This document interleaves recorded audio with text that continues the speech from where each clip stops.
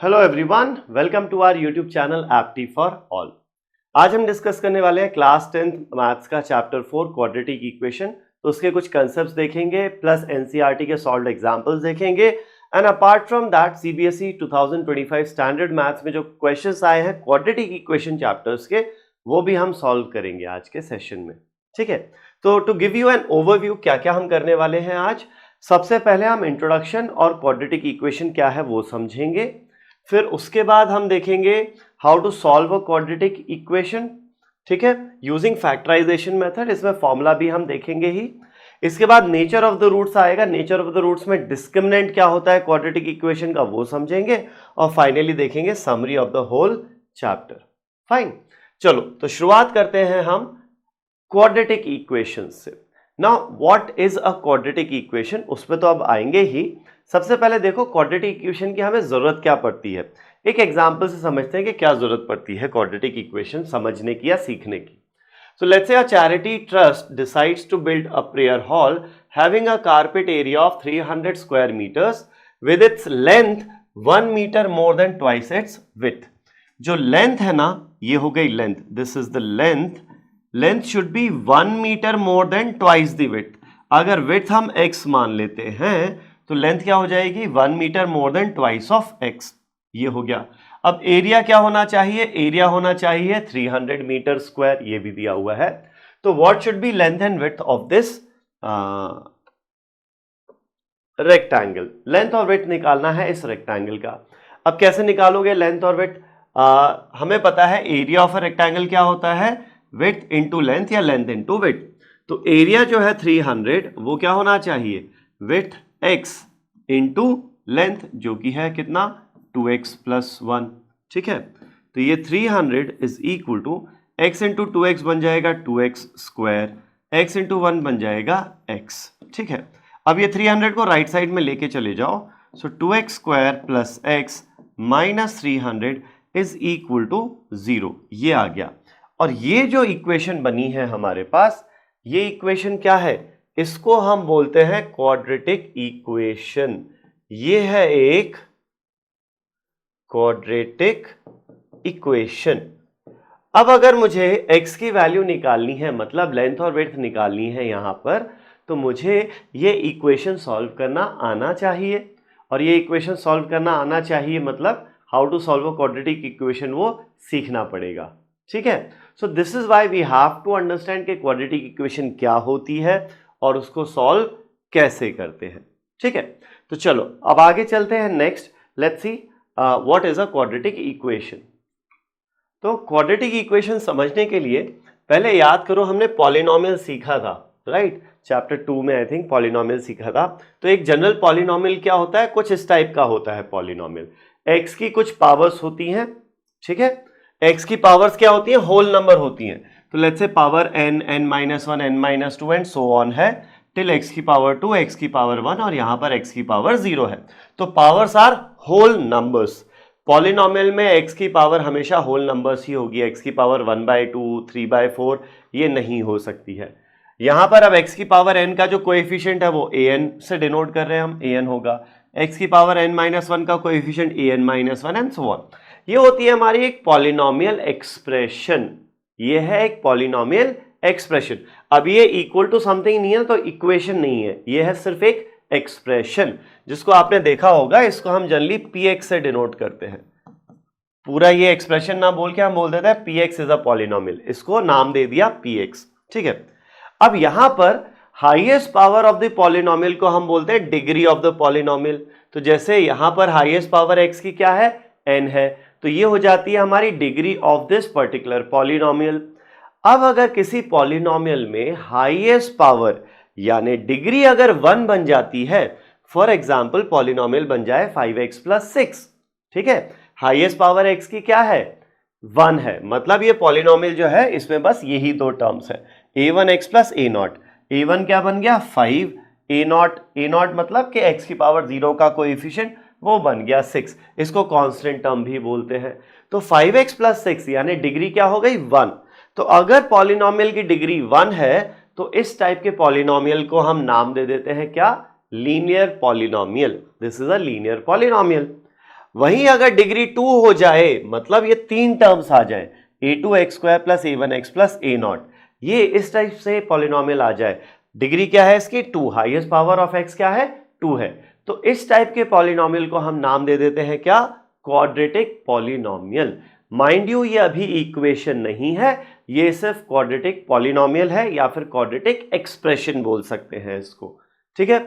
वहीं अगर 4 टर्म्स हो जाए, मतलब हाईएस्ट पावर x की हो जाए 3, तो इसको हम नाम दे देते हैं क्यूबिक। हाईएस्ट पावर अगर 4 हो जाती है तो उसको हम नाम दे देते हैं बाई क्वाड्रेटिक।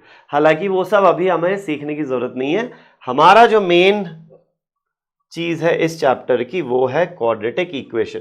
लीनियर इक्वेशंस तो हम ऑलरेडी सीख चुके हैं 9th क्लास में भी और चैप्टर 3 में भी देख चुके हैं। यहां पर हम देख रहे हैं क्वाड्रेटिक पॉलिनोमियल या फिर क्वाड्रेटिक इक्वेशंस कैसे सॉल्व करना है वो सीखेंगे, ठीक है। तो इन अ पॉलिनोमियल अगर हाईएस्ट पावर 2 हो जाती है वेरिएबल की, तो उस पॉलिनोमियल को हम बोलते हैं क्वाड्रेटिक पॉलिनोमियल, ठीक है। चलो, तो general form of a quadratic polynomial जो होता है ना, standard form of a quadratic polynomial क्या होता है, ax² plus bx plus c, ये होता है standard form of a quadratic polynomial. यहां पर x² का कोएफिशिएंट a है, x का कोएफिशिएंट b है और कांस्टेंट टर्म है c। स्टैंडर्ड फॉर्म इसीलिए बोलना जरूरी होता है, वरना कोई अपने हिसाब से कुछ भी नंबर्स ये बोल सकता है, कोई भी इसको p बोलेगा, कोई z बोलेगा। तो जब हम आगे फॉर्मुलेज डिराइव करेंगे ना, तो एक स्टैंडर्ड फॉर्मुलेज मिले हमें, उसके लिए स्टैंडर्ड इक्वेशन पता होना चाहिए या स्टैंडर्ड फॉर्म में पॉलिनोमियल होना चाहिए। तो ये हो जाता है ax² plus bx plus c। अब ये पॉलिनोमियल है, इसको हम किसी नाम से डिनोट भी कर सकते हैं, लेट्स से इसका नाम दे दिया px, ठीक है। अब यहां पर एक चीज बहुत इंपॉर्टेंट है गौर करने की, वो ये है कि x² का जो कोएफिशिएंट है a, वो 0 नहीं होना चाहिए। क्यों नहीं 0 होना चाहिए, समझो कि भाई अगर a 0 हो गया, अगर a 0 हो गया तो ये टर्म जो है ये टर्म खत्म हो जाएगा, ठीक है, ये टर्म खत्म हो जाएगा, राइट। अब अगर ये टर्म खत्म हो गया तो बताओ क्या ये क्वाड्रेटिक बचा, ये क्या हो गया, ये तो लीनियर हो गया। अब अगर x² का कोएफिशिएंट 0 हो गया तो x की हाईएस्ट पावर क्या बची, यहां पर 1 बची, तो x की हाईएस्ट पावर 1 बची, तो वो तो लीनियर एक्सप्रेशन या लीनियर पॉलिनोमियल हो जाएगा, ना कि क्वाड्रेटिक पॉलिनोमियल, ठीक है। इसीलिए ये वाला जो एक्सप्रेशन है या फिर ये वाला जो रूल है या फिर ये वाला जो हमारा रिक्वायरमेंट कंडीशन है वो बहुत जरूरी है। क्या कंडीशन, कि अगर क्वाड्रेटिक पॉलिनोमियल है तो x² का कोएफिशिएंट जो है वो 0 नहीं होना चाहिए। बहुत बहुत इंपॉर्टेंट है ये वाली चीज, ठीक है। ये क्वाड्रेटिक पॉलिनोमियल है, तो तुम बोलोगे सर क्वाड्रेटिक इक्वेशन क्या होती है फिर, वेल बहुत सिंपल सा है। क्वाड्रेटिक पॉलिनोमियल को अगर आप इसको इक्वल टू समथिंग कर दो, इक्वल टू 4, 5, 10 कुछ भी कर दो, स्टैंडर्ड फॉर्म में हम क्या बोलते हैं, it is equal to 0। So standard form of quadratic equation is ax² plus bx plus c is equal to 0। तो अगर इस टाइप का एक्सप्रेशन है, ये है standard form of a quadratic equation. Again the condition here is कि x² का जो कोएफिशिएंट है ना a, वो 0 नहीं होना चाहिए, क्योंकि अगर ये 0 हो गया तो फिर ये क्वाड्रेटिक इक्वेशन बचेगी ही नहीं। ये a 0 हो गया तो ये खत्म हो जाएगा, तो ये तो फिर लीनियर इक्वेशन बन जाएगी अपनी, सिंपल, राइट। तो ये हो जाता है। तो फॉर एग्जाम्पल अगर मैं कुछ इक्वेशंस दूं आपको और पूछूं कि इनमें से कौन सी इक्वेशन है जो क्वाड्रेटिक इक्वेशन है और कौन सी नहीं है, तो चलो यहां पर आ जाओ। अब यहां पर देखो x² की x की हाईएस्ट पावर क्या है, 2 है, so this is a quadratic equation, बिल्कुल चलेगा, कोई लोड नहीं है यहां पे, बिल्कुल सही है। यहां पर आ जाओ 2x² प्लस 3 is 0, x की हाईएस्ट पावर क्या है 2 है, चलेगा यहां पर, लेकिन x की पावर तो नहीं है। तुम बोलोगे सर b 0 हो गया यहां पर, वेल b 0 हो जाएगा, चलेगा, कोई लोड नहीं है, a 0 नहीं होना चाहिए, तो this is also a quadratic equation.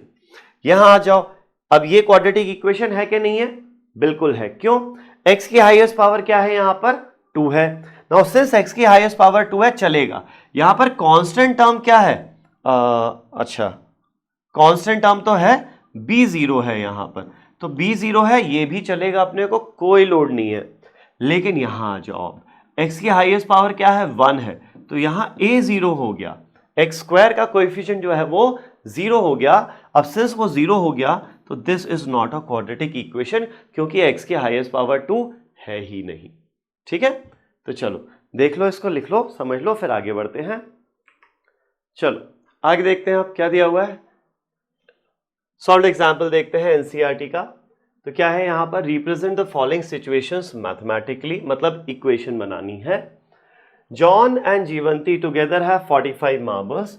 Both of them lost 5 marbles each, and the product of the number of marbles they now have is 124. We would like to find out how many marbles they had to start with. Now अगर मुझे एक quadratic equation बनानी है तो जो polynomials की हम बात करते हैं या क्वाड्रेटिक इक्वेशन की बात करते हैं वो सिंगल वेरिएबल में होती है। तो यहां पर हमें सिंगल वेरिएबल में एक क्वाड्रेटिक इक्वेशन बनानी है। तो let's say the number of marbles with John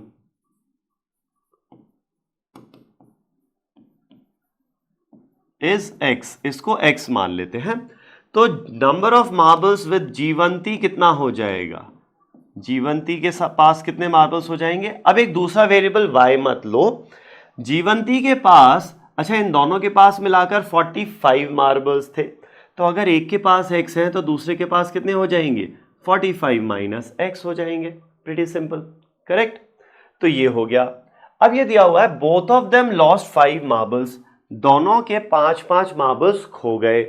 तो अब जॉन के पास कितने मार्बल्स बचेंगे, x माइनस 5, और जीवंती के पास कितने बचेंगे, 45 माइनस x में से 5 सब्ट्रैक्ट कर दो, तो ये कितना आ जाएगा, 45 माइनस 5 यानी कि 40 माइनस x। इतने मार्बल्स बचे जॉन के पास, इतने मार्बल्स बचे जीवंती के पास, करेक्ट। अब आगे बोला हुआ है कि the product of the number of marbles they now have is 124। तो ये जो मार्बल्स अब जॉन के पास हैं और ये जो मार्बल्स जीवंती के पास हैं, इन दोनों का प्रोडक्ट कितना है, 124 है। तो अकॉर्डिंग टू द क्वेश्चन हम बोलेंगे x minus 5 into 40 minus x, ये जो प्रोडक्ट है ये हो जाएगा कितना, 124 हो जाएगा। अब इसको सॉल्व करो तो बेसिकली ये वाला एक्सप्रेशन को एक्सपैंड करना पड़ेगा। कैसे एक्सपैंड होगा ये, x इंटू 40 हो जाएगा 40x, x into minus x हो जाएगा minus x square, minus 5 into 40 होगा माइनस 200, और माइनस 5 इंटू माइनस एक्स हो जाएगा plus 5x। This is equal to 124। अब सिंपल सी चीज है, ये है minus x square plus 5x plus 40x, ये हो जाएगा कितना, प्लस 45x, और माइनस 200, 124 लेफ्ट में आएगा, माइनस 124 बनेगा, तो 200 और 124 माइनस 324 हो जाएगा, is equal to right hand side में हो जाएगा 0। ठीक है, तो ये आपके पास एक क्वाड्रेटिक इक्वेशन बन गई, इजंट इट। यहां पर x की हाईएस्ट पावर क्या है, 2 है। अब आपकी मर्जी है, आप एक्स स्क्वायर का टर्म नेगेटिव रखना चाहो तो रख सकते हो, बिल्कुल कोई दिक्कत नहीं है। लेकिन अगर आप इसको पॉजिटिव बनाना चाहो तो वो भी बना सकते हो, वो तुम्हारे कंफर्ट के ऊपर है। पॉजिटिव रखो नेगेटिव रखो कोई फर्क नहीं पड़ेगा। अगर इसको पॉजिटिव रखना है तो क्या करना पड़ेगा, -1 से मल्टीप्लाई कर दो पूरी इक्वेशन को। इस पूरी इक्वेशन को अगर तुम -1 से मल्टीप्लाई करोगे तो क्या हो जाएगा, minus x square into -1 plus x square बन जाएगा, 45x इंटू -1 माइनस 45x बन जाएगा, और माइनस 324 इंटू -1 प्लस 324 बन जाएगा, इज इक्वल टू 0। तो इस फॉर्म, ये भी क्वाड्रेटिक इक्वेशन है, ये भी सेम क्वाड्रेटिक इक्वेशन है, माइनस मल्टीप्लाई करने से कोई फर्क नहीं पड़ने वाला। ठीक है, तो ये हो जाती है। सो इसको मैथमेटिकली एक्सप्रेस करना था, ये हो गया mathematical expression of this situation. अब इसको सॉल्व करना हम सीखेंगे आगे कि कैसे सॉल्व करेंगे। इसको जब आप सॉल्व करोगे तो इसमें x की वैल्यू अपने पास आ जाएगी। ठीक है, लिख लो इसको, समझ लो, फिर आगे बढ़ते हैं। नेक्स्ट एग्जाम्पल देखते हैं अभी क्या है यहां, represent the following situations mathematically, again same thing करना है। अच्छा, ये फर्स्ट का ही सेकेंड पार्ट है। A cottage industry produces a certain number of toys in a day, cost of production of each toy was found to be 55 minus the number of toys produced in a day. अरे वाह, जितने ज्यादा toys produce करोगे cost पर toy उतना कम होता जाएगा। कॉस्ट कितना है, 55 minus the number of toys produced. ठीक है. On a particular day, the total cost of production was 750. We would like to find out the number of toys produced that day. तो let's say ये वाली जो चीज है ना, the number of toys produced on that day, this is equal to x. इसको हमने x मान लिया. Therefore, ये क्या दिया हुआ? Cost of production of each toy. Cost per toy. ये कितना हो जाएगी? ये दी हुई है हमें 55 minus the number of toys produced. The number of toys produced is x. तो ये हो गई हमारी कॉस्ट पर टॉय. नाउ क्वेश्चन क्या कह रहा है? क्वेश्चन ये कह रहा है कि ऑन अ पर्टिकुलर डे, किसी पर्टिकुलर दिन पर total cost of production is 750. Now total cost of production कैसे आता है? एक टॉय की जितनी कॉस्ट है इनटू नंबर ऑफ टॉयज कितने हैं, तो ये मुझे देगा टोटल कॉस्ट ऑफ प्रोडक्शन. ठीक है, चलो तो total cost of production, total cost जो है वो देखते हैं कैसे आएगी. कॉस्ट पर टॉय जो कि है 55 minus x into number of toys जो कि है x. This is equal to 750 according to the question. अब इसको सिंप्लीफाई कर लेते हैं. 55 इंटू एक्स हो जाएगा 55x minus x into x हो जाएगा minus x square is equal to 750. 750 को लेफ्ट में लेके आ जाओ तो हमारे पास आएगा ये minus x square as it is लिख दिया, पहले लिख दिया, फिर प्लस 55x हो जाएगा और ये 750 लेफ्ट में आएगा तो माइनस 750 हो जाएगा. This is equal to 0. ये हो गया हमारा mathematical expression for number of toys. Mathematically express करना था ना, रिप्रेजेंट करना था, ये हो गया मैथमेटिकल रिप्रेजेंटेशन. अब तुम चाहो तो -1 मल्टीप्लाई कर दोगे तो यही इक्वेशन को आप लिख दोगे plus x square minus 55x plus 750 is equal to 0. ऐसे भी लिख सकते हो, ऐसे भी लिख सकते हो, एक ही बात है. तो ये हो गया हमारा फर्स्ट एग्जाम्पल. अब आगे बढ़ते हैं नेक्स्ट एग्जाम्पल पर. क्या है यहां पर?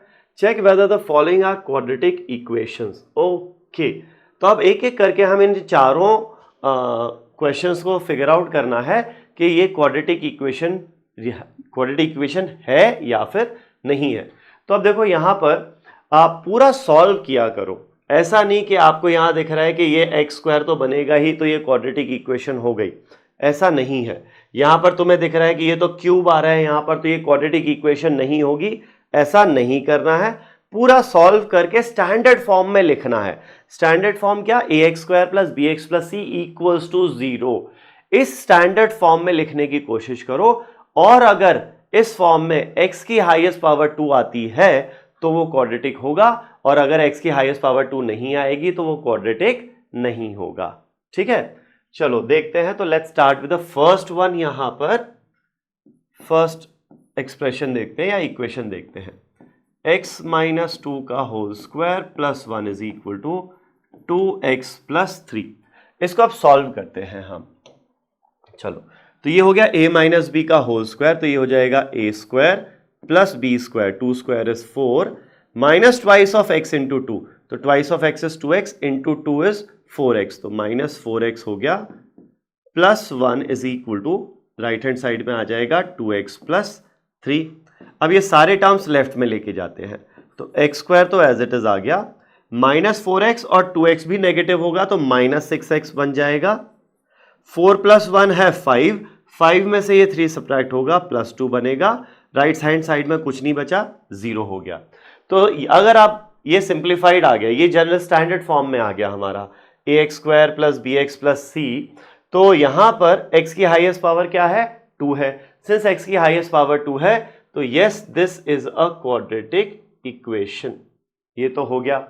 अब देखते हैं सेकेंड वाली, सेकेंड पार्ट. यहां पर सेकेंड पार्ट क्या है? x इंटू एक्स प्लस 1 प्लस 8 is equal to x plus 2 into x minus 2, x plus 2 into x minus 2. चलो इसको सॉल्व करते हैं. अब राइट हैंड साइड देखो, राइट हैंड साइड में a plus b into a minus b के form में है. a plus b into a minus b क्या होता है? a square minus b square होता है. आई होप आपको ये याद हो. a plus b into a minus b ये होता है, इसका एक्सपैंडेड फॉर्म होता है a square minus b square. तो a की जगह x है और b की जगह 2 है तो ये हो जाएगा एक्स स्क्वायर माइनस 2 स्क्वायर जो कि है 4। ये तो हो गया right hand side. Left hand side simplify करते हैं, x into x is x square, x into 1 is plus x plus 8 हो जाएगा ये। अब देखो x square right hand side में और x square left hand side में ये कैंसिल आउट हो गए, ठीक है। तो अब यहां पर -4 को लेफ्ट में लेके आओगे तो +4 बन जाएगा, तो ये x तो एज इट इज आ गया, 8 + 4 ये हो जाएगा 12 इज इक्वल टू 0। अब समझो यहां पर x की हाईएस्ट पावर क्या है, 1 है, 2 तो नहीं है। सिंस x की हाईएस्ट पावर 2 नहीं है तो ये जो सेकंड वाला हमारा पार्ट था ये क्वाड्रेटिक इक्वेशन नहीं है। So this is not a quadratic equation. एक काम करते हैं, इसको रेड से मार्क कर देते हैं, not a quadratic equation and this was a quadratic equation, ठीक है। चलो ये तो हो गया हमारे first and the second parts. Let me erase this part. अब आते हैं थर्ड और फोर्थ पर, तो पहले देखते हैं थर्ड पार्ट। थर्ड में क्या दिया हुआ है, इसको मैं डायरेक्टली, ये एक्स स्क्वायर होना चाहिए था, इसको डायरेक्टली सॉल्व करता हूं मैं। x इंटू 2x हो जाएगा 2x का स्क्वायर, x इंटू 3 हो जाएगा plus 3x is equal to, ये है x स्क्वायर और फाइनली है +1, ठीक है। तो 2x स्क्वायर में से x स्क्वायर माइनस होगा तो बचेगा x स्क्वायर, ये +3x एज इट इज आ जाएगा और यहां पर इरेज करूं इसको, ये +1 लेफ्ट में आएगा, -1 बनेगा और राइट हैंड साइड में हो जाएगा 0। तो जब मैंने स्टैंडर्ड फॉर्म में लिखा तो x की हाईएस्ट पावर कितना आ रही है, 2 आ रही है। सिंस x की हाईएस्ट पावर 2 आ रही है so this is a quadratic equation, ये एक क्वाड्रेटिक इक्वेशन है मेरी, ठीक है। सिंपल सा हो गया ये। अब आते हैं लास्ट पार्ट पर जो कि है fourth part.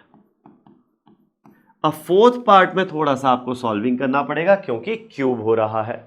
I hope you remember the identity for a cube, a + b whole cube जो होता है, a + b होल क्यूब, इसका क्या फॉर्मूला होता है, ये होता है a³ + b³ + 3 times of a into b into a + b, ये हो जाता है, ठीक है।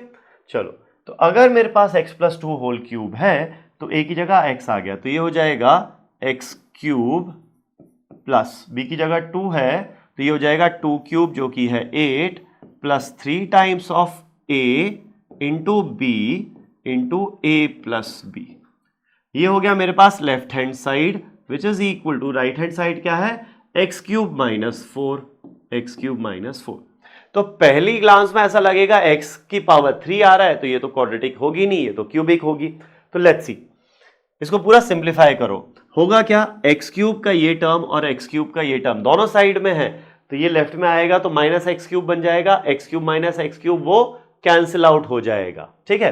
अब ये कैंसिल आउट हो जाएगा तो यहां क्या बचेगा, समझो 8 -4 लेफ्ट में आओगे तो 8 + 4 ये हो जाएगा 12 plus 3 × 2 6x into x + 2 is equal to, यहां बचेगा कुछ भी नहीं, 0। तो 6x इंटू x ये बन गया 6x का स्क्वायर, 6x इंटू 2 ये बन जाएगा 12x और +12 एज इट इज आ जाएगा इज इक्वल टू 0। तो अब जब हमने इसको स्टैंडर्ड फॉर्म में लिखा तो यहां पर x की हाईएस्ट पावर क्या आ रही है, 2 आ रही है, hence this is a quadratic equation. तुम चाहो तो इसको और सिंप्लीफाई कर लो, इन तीनों टर्म्स में 6 का फैक्टर दिख रहा है तो 6 से डिवाइड कर दोगे तो ये बनेगा x² + 2x + 2 is equal to 0। तो ये जो फाइनल एक्सप्रेशन हमारा आ रहा है इसमें x की highest power is 2, hence this is a quadratic equation. तो ये जो फोर्थ ऑप्शन था ना ये भी एक क्वाड्रेटिक इक्वेशन है, ठीक है ना। देख लो इसको, समझ लो अच्छे से। फिर नेक्स्ट एग्जांपल पर चलते हैं अब। Now this example is from CBSE 2025 standard paper. Which of the following equations is a quadratic equation, ये बताना है। इन चारों में से कौन सा है जो क्वाड्रेटिक इक्वेशन है। तो चलो एक एक करके शुरुआत करते हैं। अब देखो, if you are good with calculations तो आप बहुत जल्दी फिगर आउट भी कर सकते हो कि कहां पर x² का टर्म आएगा, कहां पर नहीं आएगा। जैसे कि या तो आप इसको x - 1 होल स्क्वायर पूरा एक्सपैंड करके सारे टर्म्स लेफ्ट में लेके जाओ और देखो, वरना आप क्या कर सकते हो, देखो आपको मेनली एक्स स्क्वायर का टर्म पे फोकस करना है कि भाई एक्स स्क्वायर का टर्म बचेगा या नहीं बचेगा, ठीक है, पहली चीज वो। उसके अलावा एक्स स्क्वायर से बड़ा कोई टर्म होगा क्या, एक्स क्यूब, एक्स की पावर 4, कुछ ऐसा टर्म आएगा क्या, वो। तो देखो यहां पर एक्स की पावर 2 से बड़ा तो कोई टर्म नहीं आएगा, मैक्सिमम पावर 2 ही है दोनों तरफ। यहां पर एक्स स्क्वायर है, चलो ठीक है। ये जब आप एक्सपैंड करोगे तो पूरा एक्सपेंशन छोड़ो, एक्स की हाईएस्ट पावर क्या आएगी, 2 आएगी ना, एक्स स्क्वायर आएगा, एक्स माइनस 1 होल स्क्वायर में x square plus 1 minus 2x बनेगा, तो एक्स स्क्वायर आएगा। यहां पर भी एक्स स्क्वायर है और यहां पर भी एक्स स्क्वायर है, तो दोनों जगह एक्स स्क्वायर के टर्म्स कैंसिल आउट हो जाएंगे। तो भाई एक्स की हाईएस्ट पावर 2 तो बची ही नहीं, है ना, एक्स की हाईएस्ट पावर 2 बची ही नहीं। इसको मैं थोड़ा डिटेल में करके बताता हूं अभी। तो फर्स्ट ऑप्शन देखते हैं ए, ये है X square plus 1 is equal to, ये बनेगा A minus B whole square is A square plus B square minus twice of A into B minus 2x। X square cancels out, 1 cancels out, ये minus 2x left में लेके आओगे तो 2x equals to 0। तो ये क्या बन गई, ये तो एक लीनियर इक्वेशन बन गई, नॉट अ क्वाड्रेटिक इक्वेशन। तो ऑप्शन ए एलिमिनेट कर दो, ठीक है। ऑप्शन बी पर आ जाते हैं अब। ऑप्शन बी देखो, अब ये है a plus B whole square के फॉर्म का, तो ए स्क्वायर यानी X square plus B square, ना रूट एक्स का स्क्वायर कितना होगा, वो बनेगा x plus twice of a into B, तो twice of x into root X, this is equal to right hand side जो कि है twice of x into root X. देखो अगर इक्वेशन में रूट एक्स का टर्म है तो वो पॉलिनोमियल है ही नहीं, वो पॉलिनोमियल नहीं है तो वो क्वाड्रेटिक भी नहीं बनेगा, ठीक है। लेकिन अगर आप देखोगे यहां पर 2x रूट एक्स दोनों तरफ सेम टर्म है, तो ये दोनों कैंसिल आउट हो जाएंगे, कैंसिल आउट हो जाएंगे तो बचा क्या हमारे पास, X square plus X is equal to 0। अब अगर ये तुम एक्सप्रेशन देखोगे तो यहां पर x की हाईएस्ट पावर क्या है, 2 है, पॉलिनोमियल है, x की सारी पावर्स क्या है, होल नंबर्स हैं, पहली बात। दूसरी बात, x की हाईएस्ट पावर क्या है, 2 है। अब सिंस x की हाईएस्ट पावर 2 है तो ये एक्सप्रेशन डेफिनेटली क्वाड्रेटिक होगा, सो this is a quadratic expression, ये डेफिनेटली क्वाड्रेटिक होगा ही होगा, ठीक है। चलो ये हो गया। अब सिंस हम सॉल्व कर रहे हैं, समझ रहे हैं चीजों को, एग्जाम होता तो मैं तो बी पे टिक करके आगे बढ़ जाता, लेकिन अभी हम सिंस समझ रहे हैं तो बाकी दो ऑप्शंस भी चेक कर ही लेते हैं, ठीक। यहां पर x cube plus 3x square, ये तो लेफ्ट हैंड साइड में है, राइट हैंड साइड है a plus B whole cube, तो वो हो जाएगा a क्यूब यानी x cube plus b cube यानी कि 1 का cube plus thrice of a into b into a plus b, ये हो जाएगा। तो देखो एक्स क्यूब से एक्स क्यूब कैंसिल आउट हो गया पहली चीज, तो चलो x की पावर 3 तो हट गया, एक्स स्क्वायर शायद बच सकता है। चलो देखते हैं आगे, सिंप्लीफाई करते हैं, 3x स्क्वायर आएगा लेफ्ट में, प्लस 1 तो एज इट इज आ जाएगा, प्लस ये हो गया 3x इंटू एक्स हो गया 3x square plus 3x into 1 is 3x। अब देखो हुआ क्या, 3x स्क्वायर से 3x स्क्वायर भी कैंसिल हो गया, तो हमारे पास लेफ्ट हैंड साइड में बचा 0 which is equal to 1 plus 3x। अब भाई ये जो एक्सप्रेशन बन गया है तो ये पॉलिनोमियल, लेकिन यहां पर x की हाईएस्ट पावर क्या है, 1 है, तो ये लीनियर इक्वेशन है ना कि क्वाड्रेटिक इक्वेशन, तो इसको हम एलिमिनेट कर देते हैं, this is not a quadratic equation. और मैं पूरा इरेज कर देता हूं, लास्ट ऑप्शन चेक करते हैं आप, ऑप्शन डी। तो x plus 1 into x minus 1, तो ये तो वही हो गया a plus b into a minus b के फॉर्म का, तो ये लेफ्ट हैंड साइड जो है वो क्या हो जाएगा, a square minus b square यानी 1 square which is equal to x plus 1 का होल स्क्वायर, तो ये हो जाएगा x square plus 1 square is 1 plus twice of x into 1 जो कि है 2x। अब देखो एक्स स्क्वायर का टर्म सेम है दोनों तरफ, तो ये लेफ्ट में जाएगा, माइनस होगा, कैंसिल आउट हो जाएगा, ठीक है। तो ये हो गया -1 is equal to 1 plus 2x। अब देखो आगे पूरा सॉल्व मत करो, तुम्हें थोड़ी पूरा सॉल्व करना है या कुछ करना, तुम्हें तो ये देखना था x की हाईएस्ट पावर 2 आएगी या नहीं आएगी। तो यहां पर तुम्हें समझ में आ रहा है कि अब x की हाईएस्ट पावर 2 तो है ही नहीं, 2 तो कैंसिल आउट हो गई, तो this is not a quadratic equation, this was not a quadratic equation, this was not a quadratic equation.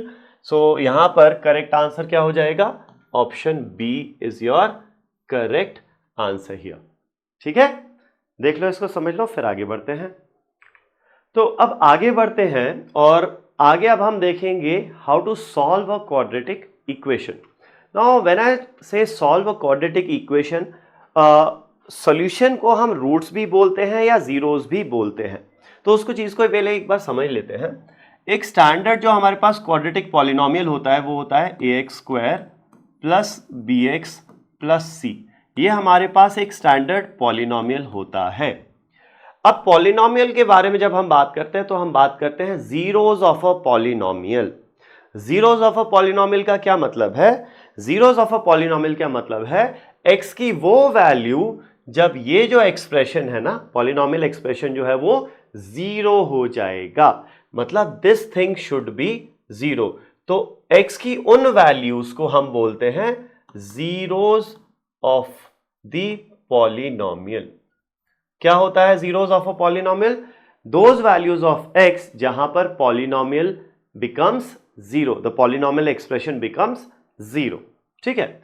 वहीं अगर मैं क्वाड्रेटिक इक्वेशन है मेरे पास, तो जनरल क्वाड्रेटिक इक्वेशन क्या है? ax square plus bx plus c equals to zero. अगर quadratic equation है, so the values of x which satisfy this equation are called roots of the quadratic equation, roots of the quadratic equation. तो आप समझ रहे हो कि polynomial के zeros या रूट्स बोलो, एक ही बात है, एक ही बात है। ये सिर्फ एक पॉलिनोमियल है, इसको इक्वल टू जीरो कर दे तो वो इक्वेशन बन गई, सिंपल सी बात है। तो जीरोस क्या है? वो वैल्यूज ऑफ एक्स जो इसको सेटिस्फाई करता है। तो जीरोस बोल लो या फिर रूट्स बोल लो, एक ही बात है, कोई फर्क नहीं है। तो अगर आपसे जीरोस ऑफ अ पॉलिनोमियल पूछे या रूट्स ऑफ अ इक्वेशन या रूट्स ऑफ अ पॉलिनोमियल पूछे, एक ही बात होती है। क्या मतलब है इसका? दोज वैल्यूज ऑफ एक्स जिसपे ये जो एक्सप्रेशन होता है ना लेफ्ट हैंड साइड, वो जीरो के बराबर हो जाए, that is your roots of the equation. ठीक है ना। For example, if -4 is a zero of this polynomial, then the value of k is what? ठीक है। तो अब अगर ये बोला है -4 is a zero of this polynomial, that means for x equals to -4 this whole expression becomes zero। मतलब p of -4, x -4 रखेंगे ना, तो ये पूरा टर्म क्या हो जाएगा? जीरो हो जाएगा। ठीक है। तो इसको सॉल्व कर लेते हैं अभी, सिंपल सी बात है। तो x की जगह -4 रख दो, तो -4 का whole square minus of -4 -2 plus 2k is equal to 0। तो ये हो गया 16, माइनस ऑफ -4 इज +4, ये हो गया -2 2k इज इक्वल टू 0 हो जाएगा। 16 + 4 इज 20, 20 - 2 हो जाता है 18, और ये -2 के राइट में जाएगा, +2k बनेगा। तो k की वैल्यू कितना आ गई? 18/2 यानी कि 9 आ जाती है। तो मतलब अगर k की वैल्यू 9 है, if k is equal to 9, in that case this the polynomial और the zero of this polynomial is -4। तो ऑप्शन बी हमारा यहां पर राइट आंसर हो जाएगा। ठीक है। तो जीरोस या फिर रूट्स ऑफ अ पॉलिनोमियल का ये मतलब होता है। और अब चलते हैं हम आगे to see how do we solve a quadratic equation. तो पहले देखेंगे फैक्टराइजेशन मेथड। तो फैक्टराइजेशन में हम क्या करते हैं, इसको स्प्लिटिंग द मिडिल टर्म भी मेथड भी बोला जाता है। तो क्या करना होता है कि मान लो अगर कोई आपके पास जनरल क्वाड्रेटिक इक्वेशन है ax square plus bx plus c equals to 0। अगर ऐसी क्वाड्रेटिक इक्वेशन है आपके पास, तो आपको दो नंबर्स ऐसे सोचने हैं जिनका सम जो है वो x के कोएफिशिएंट के बराबर हो, और उन दोनों का जो प्रोडक्ट है वो x स्क्वायर के कोएफिशिएंट और कांस्टेंट टर्म के प्रोडक्ट के बराबर हो। So think of two numbers p and q such that p plus q should be equal to b, यानी x का कोएफिशिएंट, और p into q का जो प्रोडक्ट है वो x स्क्वायर का कोएफिशिएंट और कांस्टेंट टर्म के प्रोडक्ट के बराबर होना चाहिए। ये हम पहले भी सीख चुके हैं। ठीक है ना। तो for example x square plus 5x plus 6 equals to 0। अगर ये आपके पास क्वाड्रेटिक इक्वेशन है और इसके मुझे निकालने हैं रूट्स, तो कैसे निकालेंगे? अब आप दो नंबर सोचो p एंड q, जिनका सम क्या हो? x का कोएफिशिएंट यानी कि 5 हो, और इन दो नंबर्स पी और क्यू का जो प्रोडक्ट होना चाहिए वो एक्स स्क्वायर का कोएफिशिएंट यानी कि 1 इंटू कॉन्स्टेंट टर्म यानी कि 6, 1 इंटू 6 यानी 6 के बराबर होना चाहिए। तो बहुत इजी है, दो नंबर सोचो जिनका सम 5 हो और प्रोडक्ट 6 हो, तो इजीली सोच पाओगे। लेकिन अगर मान लो आप नहीं सोच पा रहे हो कभी, तो फिर किस तरीके से फिगर आउट करेंगे नंबर्स? यहां तो छोटे नंबर्स थे, लेकिन जब बड़े नंबर्स आएंगे तो क्या करेंगे? देखो क्या कर सकना है। अब 6 जो है ना, ये दो नंबर्स के प्रोडक्ट के बराबर है, तो आप 6 को फैक्टराइज करो, 6 को लिखो दो नंबर के प्रोडक्ट की तरह। कैसे लिख सकते हो? या तो 1 इंटू 6 लिख सकते हो, या फिर कैसा लिख सकते हो? 2 इंटू 3। प्राइम फैक्टराइजेशन करके आप देख सकते हो, राइट? या तो 1 इंटू 6 या 2 इंटू 3। तो अगर दो नंबर्स 1 और 6 हो गए तो सम 5 आ पाएगा क्या? वो तब आएगा जब 6 और -1 होता। लेकिन प्रोडक्ट तो +6 चाहिए, -6 नहीं चाहिए, तो यहां से तो नहीं आएगा, हटाओ। 2 इंटू 3 6 होता है और 2 + 3 क्या होता है? 5 होता है। तो ये जो दो नंबर्स हैं वो दो नंबर्स क्या हो गए बेटा? वो दो नंबर्स हो जाते हैं आपके 2 और 3 हो जाएंगे, ठीक है? So the two numbers will be 2 और 3। तो अब हम क्या करेंगे? 5x को स्प्लिट कर देंगे। कैसे? 2 और 3 में। तो 5x की जगह लिखेंगे 2x + 3x, दोनों प्लस है तो +2x और +3x। ये हो जाएगा हमारा मिडिल टर्म को हमने स्प्लिट कर दिया। अब नेक्स्ट क्या करेंगे? नेक्स्ट इज दो दो टर्म्स करके क्लब कर दो, पहले दो को क्लब कर दो और बाद के दो को आप क्लब कर दो, ठीक है? तो इन दोनों को जब आप क्लब करोगे तो x कॉमन आएगा, x कॉमन आएगा तो बचेगा क्या? x + 2 बचेगा अंदर। अब जो ब्रैकेट में यहां पर टर्म जनरेट हुआ है x + 2, वही यहां पर भी जनरेट होना चाहिए। तो कुछ ऐसा कॉमन लो ताकि x + 2 जनरेट हो जाए। तो 3x में से x बचना चाहिए, तो क्या कॉमन ले ले? 3 कॉमन ले ले। तो 6 में से 3 कॉमन लेंगे, बचेगा 2 का फैक्टर, ठीक है? इस तरीके से सोचना है स्प्लिट करने के लिए। तो अब देखो 3 टर्म्स थे पहले, उसके 4 हो गए, 4 के अब 2 टर्म बचे, एक ये टर्म बचा और एक ये टर्म बचा। इन दोनों टर्म्स में क्या कॉमन है? x + 2 कॉमन है। क्या कॉमन है? x + 2 कॉमन है। तो अब मैं क्या करूंगा? x + 2 कॉमन ले लूंगा यहां से। तो अगर मैंने x + 2 कॉमन ले लिया तो यहां से बचेगा सिर्फ x और यहां से बचेगा सिर्फ 3। तो x + 2 तो कॉमन ले लिया, यहां से बचा x और यहां से बचा 3। तो x + 2 into x + 3 is equal to 0, ठीक है? ये हो गया। अब समझो दो नंबर्स का प्रोडक्ट 0 है। मान लो दो नंबर्स, कोई भी दो नंबर्स हो a इंटू b, अगर दो नंबर का प्रोडक्ट 0 है, दो नंबर का प्रोडक्ट 0 कब हो सकता है? ये तब पॉसिबल है जब या तो a 0 हो या फिर b 0 हो, राइट? तो अगर इन दोनों का प्रोडक्ट 0 है तो ये तब पॉसिबल है व्हेन ईदर x + 2 इज 0 और x + 3 इज 0। देखो इसको अच्छे से, तो या तो x + 2 0 होगा या फिर x + 3 0 होगा, ओके? तो अगर x + 2 0 है तो x की वैल्यू क्या आ जाएगी? 0 - 2 यानी कि -2। और अगर ये 0 है, x + 3 0 है, तो x की वैल्यू आ जाएगी -3, ठीक है? तो यहां पर ये जो दो वैल्यूज आ गई है ना, ये क्या है? These are the roots of our equation. ये हमारी इक्वेशन के रूट्स हो जाते हैं, जीरोस भी बोल सकते हैं या फिर इसको सॉल्यूशन भी बोल सकते हो आप, ठीक है? देख लो इसको अच्छे से, समझ लो। चलो तो अब एक एग्जाम्पल देखते हैं। Find the roots of the equation 2x² - 5x + 3 = 0 by factorization, मतलब by splitting the middle term. तो अब आपको दो नंबर्स ऐसे सोचने हैं p and q, such that p और q का जो सम है ना वो x का कोएफिशिएंट होना चाहिए। x का कोएफिशिएंट क्या है यहां पर? अब 5 मत लेना, -5 होगा, साइन के साथ लेते हैं। तो x का कोएफिशिएंट -5। तो p और q दो नंबर्स ऐसे सोचो ताकि इनका सम क्या हो जाए? -5। और दो नंबर्स ऐसे सोचो, वही दो नंबर्स, इनका प्रोडक्ट क्या होना चाहिए? 2 इंटू 3 यानी कि क्या हो जाना चाहिए? 6 हो जाना चाहिए। तो वैसे कौन से दो नंबर्स होंगे जिनका प्रोडक्ट 6 हो और सम -5 हो? इसके लिए हमें क्या करना पड़ेगा?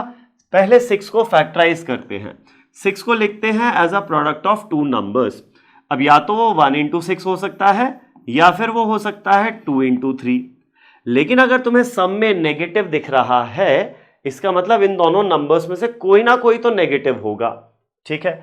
लेकिन प्रोडक्ट पॉजिटिव है, तो नेगेटिव नंबर का प्रोडक्ट कब पॉजिटिव होगा? जब दोनों ही नेगेटिव हो जाए, ठीक है ना। तो ये भी माइनस, ये भी माइनस, ये भी माइनस, ये भी माइनस, तो -1 और -6 का सम तो -7 होता, तो ये तो रिजेक्ट हो गया। -2 और -3 का सम -5 हो जाएगा, तो ये एक्सेप्ट होगा। तो दो नंबर्स क्या हो गए हमारे? -2 और -3, तो इसको हटाते हैं और अब क्या करते हैं, 2x² -5x को स्प्लिट कैसे करेंगे? -2 और -3 आए थे दो नंबर्स, तो -2x और -3x +3 इज इक्वल टू 0। इस तरीके से ये मिडिल टर्म स्प्लिट हो जाएगा। अब ये स्प्लिट हो गया तो इन दोनों में से क्या कॉमन ले सकते हैं हम? 2x कॉमन ले सकते हैं, तो यहां से बचेगा x और यहां से बचेगा -1। 2x हटा दोगे -1 बचेगा। अब ये x -1 आया ना, तो इन दोनों टर्म्स में से भी कुछ कॉमन लेने पर x -1 आना चाहिए। तो अब सोचो -3x से सिर्फ x बचेगा, तो क्या कॉमन लिया होगा? -3 कॉमन लिया होगा, तो -3 × -1 इज +3, बिल्कुल सेट हो गया, फिट हो गया, इज इक्वल टू 0। अब एक ये टर्म है और एक ये टर्म है, इन दोनों टर्म्स में कॉमन क्या ले सकते हैं हम? कॉमन फैक्टर x -1 का कॉमन फैक्टर ले सकते हैं, तो यहां से बचेगा 2x और यहां से आ जाएगा -3 इज इक्वल टू 0। तो ये दो फैक्टर्स का प्रोडक्ट 0 है, x -1 और 2x -3 का प्रोडक्ट 0 है। इसका मतलब या तो x -1 0 होगा या फिर 2x -3 0 होगा। x -1 0 है तो x की वैल्यू आएगी 1, 2x -3 0 है तो x की वैल्यू कितना आ जाएगी? 3/2 आ जाएगी। तो ये दो रूट्स हो जाते हैं अपने, x = 1 एंड x = 3/2। ये हमारे दो रूट्स हो जाते हैं गिवन क्वाड्रेटिक इक्वेशन के, ठीक है। नेक्स्ट एग्जांपल देखते हैं। Find the roots of this quadratic equation. तो अब आपको दो नंबर सोचने हैं, लेट्स से p और q, सच दैट p और q का सम क्या हो जाए? x का कोएफिशिएंट यानी कि -1 और p × q, प्रोडक्ट इन दो नंबर्स का क्या होना चाहिए? x² का कोएफिशिएंट 6 × कांस्टेंट टर्म, क्या है कांस्टेंट टर्म? -2। तो प्रोडक्ट क्या होना चाहिए? -12 होना चाहिए प्रोडक्ट, ठीक है। तो अब दो नंबर्स क्या होंगे, उसके लिए क्या करो आप, -12 को लिखो as a product of two numbers. तो माइनस साइन तो अभी छोड़ते हैं, पहले 12 को देखते हैं हम 12 को as a product of two numbers कैसे लिख सकते हैं। या तो वो 1 × 12 होगा, या फिर 2 × 6 होगा, या फिर 3 × 4 होगा। 3 × 4 लिखो, 4 × 3 लिखो, एक ही बात है। चलो ये तो हो गया प्रोडक्ट। अब साइन पे ध्यान देखते हैं और सम पे ध्यान देते हैं। ये जो सम है ना -1 है, मतलब नेगेटिव सम आ रहा है तो नंबर एटलीस्ट एक तो नेगेटिव होगा, और प्रोडक्ट भी नेगेटिव है तो एक ही नेगेटिव होगा, दोनों नेगेटिव नहीं हो सकते, ठीक है। तो या तो 1 नेगेटिव होगा या 12 नेगेटिव होगा, इनमें से कोई एक नेगेटिव होगा। अगर एक नेगेटिव हो भी जाएगा ना तो सम -1 तो नहीं आने वाला, तो ये रिजेक्ट हो गया। सिमिलरली 2 या 6 में से कोई एक भी नेगेटिव हो गया, -2 + 6 करोगे तो +4 आएगा, 2 + -6 करोगे तो -4 आएगा, तो ये भी रिजेक्ट हो जाता है। यहां आ जाओ, 3 और 4 में अगर मैंने 4 को नेगेटिव कर दिया तो 3 + -4 बिकम्स -1, ठीक है, और 3 × -4 इज -12। तो दो नंबर्स क्या हो गए? 3 एंड -4 हो जाएंगे दो नंबर्स, फाइन। चलो, तो अब बेसिकली ये जो -x है ना, उसको हम स्प्लिट करेंगे कैसे? 3x और -4x में, तो ये बन जाएगा हमारे पास 6x²। 3 का साइन तो पॉजिटिव है तो +3x, और 4 का साइन नेगेटिव है तो -4x, और ये constant term -2 as it is आ जाएगा, ठीक है। चलो अब इसको सॉल्व करते हैं, फैक्टराइज करते हैं। इन दोनों में से कॉमन क्या ले सकते हैं हम? 3x कॉमन लेंगे, तो यहां से 3x जाएगा तो बचेगा कितना? 2x। यहां से 3x जाएगा, बचेगा सिर्फ +1। ये 2x + 1 आया तो यहां पर भी क्या बनना चाहिए? 2x + 1 बनना चाहिए। तो -4x से सिर्फ +2x बचेगा, तो क्या कॉमन लिया होगा? -2 कॉमन लिया होगा, नॉट +2, -2 कॉमन लिया होगा, है ना। तो -2 × 2x इज -4x, -2 × 1 इज -2, बिल्कुल फिट बैठ रहा है, इज इक्वल टू 0। अब ये दो टर्म्स में से क्या कॉमन लिया होगा हमने? 2x प्लस 1 कॉमन लिया होगा और लेंगे, तो 2x प्लस 1 कॉमन ले लेंगे तो यहां से बचेगा 3x और यहां से क्या आ जाएगा -2 इज इक्वल टू 0। अब ये दो नंबर्स का प्रोडक्ट 0 है, तो दो नंबर्स का प्रोडक्ट 0 कब होगा? जब या तो 2x प्लस 1 0 हो, तो यहां से x की वैल्यू आएगी 1 उधर जाएगा -1, 2 से डिवाइड होगा -1/2, या फिर 3x माइनस 2 0 हो, तो यहां से आ जाएगा x की वैल्यू क्या आएगी -2 उधर जाएगा +2, 3 से डिवाइड होगा 2/3। तो या तो x की वैल्यू 2/3 आएगी या फिर x की वैल्यू -1/2 आ जाएगी। ठीक है, देख लो। फिर आगे चलते हैं नेक्स्ट एग्जाम्पल पर। चलो, तो अब ये जो नेक्स्ट एग्जाम्पल है, यहां पर we have to find the roots of this quadratic equation. लेकिन अब यहां पर देखो, ये जो कोएफिशिएंट है ना, ये कैसा है? Coefficient is irrational. तो कोएफिशिएंट इर्रेशनल चलेगा, x की पावर इर्रेशनल नहीं होना चाहिए, वरना फिर वो पॉलिनोमियल नहीं बचेगा। कोएफिशिएंट तो इर्रेशनल हो सकता है। तो जब भी इस टाइप के इर्रेशनल कोएफिशिएंट्स मिल जाए ना आपको, तो स्प्लिटिंग देखो क्या करना है, दो नंबर्स ऐसे सोचना है जिनका सम x का कोएफिशिएंट यानी कि -2√6 हो, और इनका प्रोडक्ट जो है p इंटू क्यू वो क्या होना चाहिए? 3 इंटू 2 यानी 6 के बराबर होना चाहिए। ठीक है, जब भी ये इस टाइप के इर्रेशनल कोएफिशिएंट्स आ जाते हैं ना, तो इतना मोर और लेस ध्यान रखा करो कि जब हम इसको प्रोडक्ट करके लिखेंगे ना दो नंबर्स का, तो इन दोनों में ये वाला जो इर्रेशनल नंबर है वो तो मोस्टली इन दोनों में आएगा ही आएगा। इसके साथ कुछ और कोएफिशिएंट हो सकता है, देखेंगे होगा या नहीं होगा। तो √6 इंटू √6 सिर्फ इन दोनों को ही मल्टीप्लाई करोगे ना, तो वो ही +6 आ जाता है। तो मतलब फैक्टराइजेशन तो √6 हो ही गया। अब √6 प्लस √6 करेंगे तो +2√6 आएगा, माइनस नहीं आएगा। माइनस लाने के लिए क्या करूंगा मैं? दोनों को माइनस साइन लगा देता हूं दोनों में। तो -√6 इंटू -√6 तो +√6 हो गया, और इसका सम क्या हो जाएगा? -2√6 हो जाएगा। तो फैक्टराइजेशन हो गया हमारा। क्या होगा फैक्टराइजेशन? मिडिल टर्म को स्प्लिट करेंगे एज -√6x एंड -√6x। तो ये हो जाएगा 3x² -√6x -√6x +2 is equal to 0। ठीक है, अब देखो यहां पे थोड़ा सा हमें ना ध्यान देना पड़ेगा कि हम यहां क्या कॉमन ले सकते हैं। √6 देखो क्या होता है, √6 इज सिंपली √3 इंटू 2, जिसको मैं लिख सकता हूं √3 इंटू √2। ठीक है, अब यहां √3 इंटू √2 इसको फैक्टराइज किया। 3 क्या होता है? 3 होता है √3 का स्क्वायर, इजंट इट? तो I can write this as √3 into √3।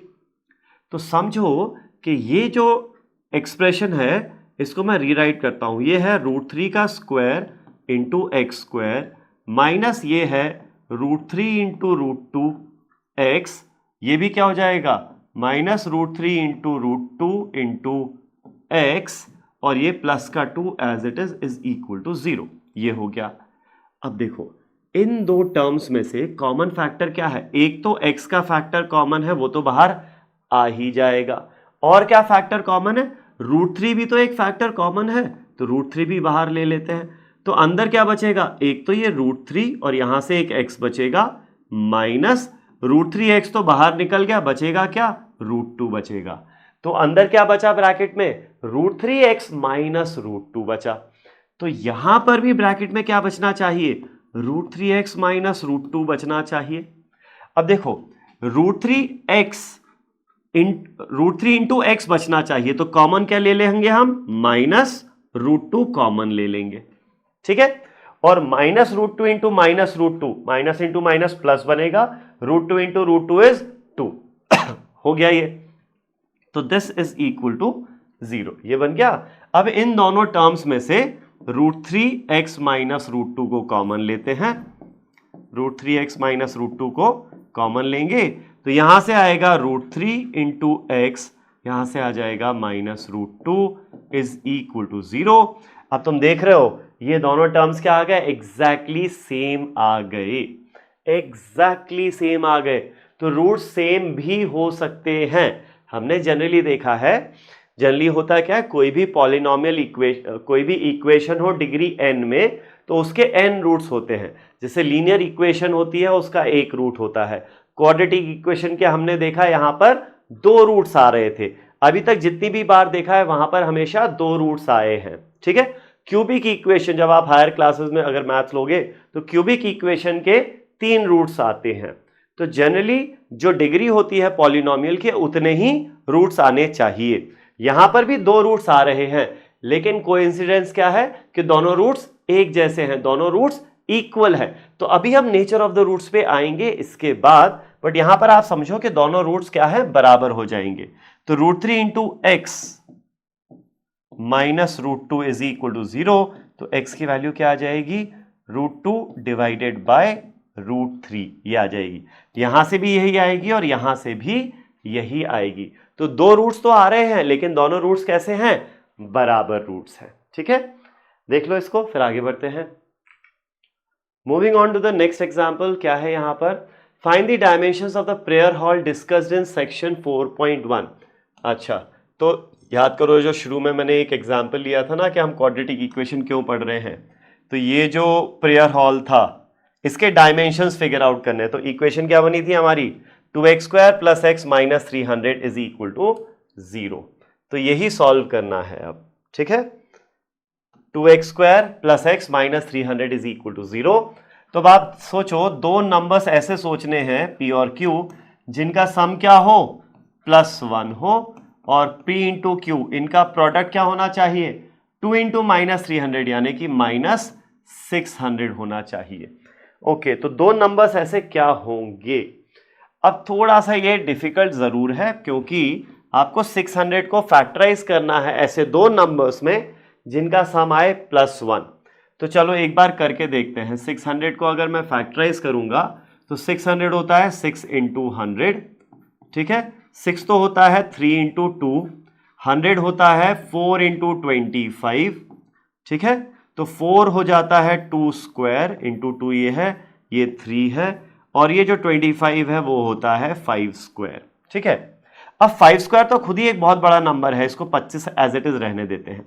बाकी इन तीनों का प्रोडक्ट करते हैं, इन तीनों का। तो ये क्या है, 4 इंटू 2 8, 8 इंटू 3 इज 24। तो 2 नंबर्स के प्रोडक्ट की तरह लिखना था ताकि इनका सम 1 आ जाए। तो 24 और 25 में देखो ज्यादा डिफरेंस नहीं है, 1 का ही डिफरेंस है।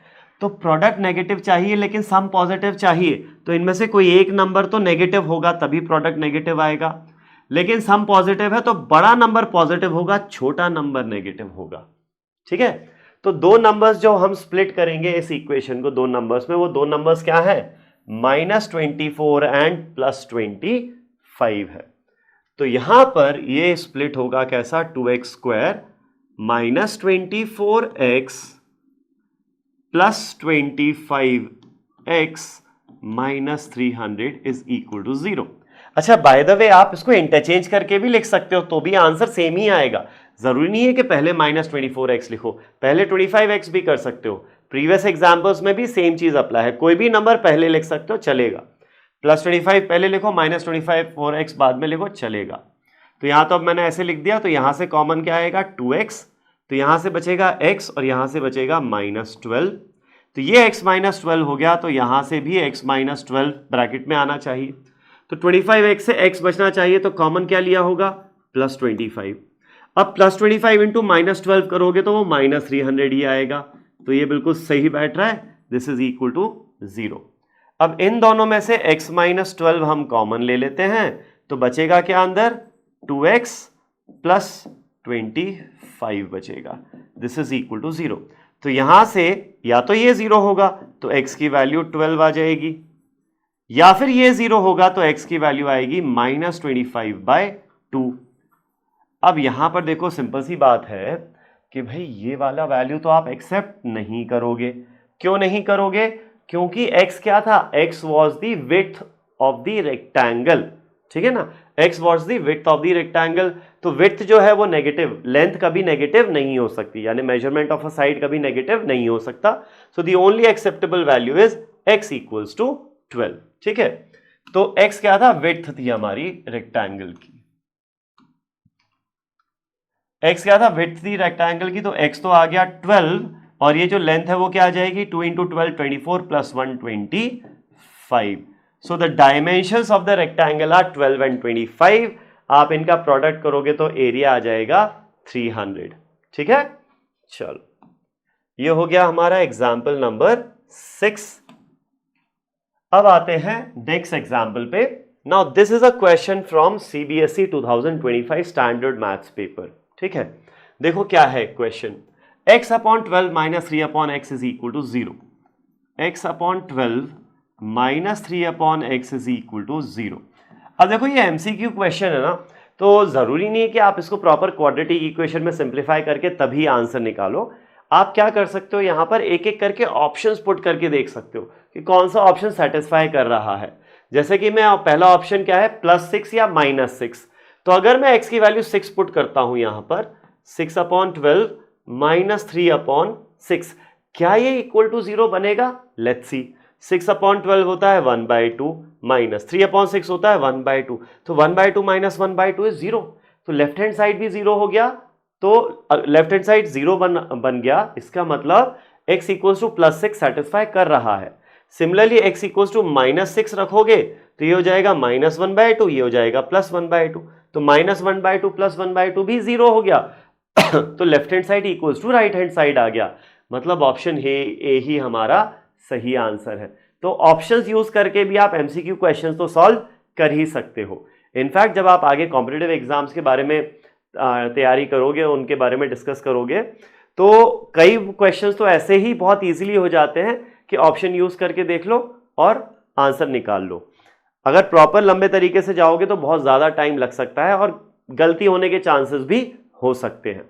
बट फिर भी हम प्रॉपर इसको सही तरीके से करके देखते भी हैं। तो ये है x/12 - 3/x is equal to 0। सबसे पहले हम LCM लेते हैं 12 और x का, तो वो हो जाएगा 12 × x।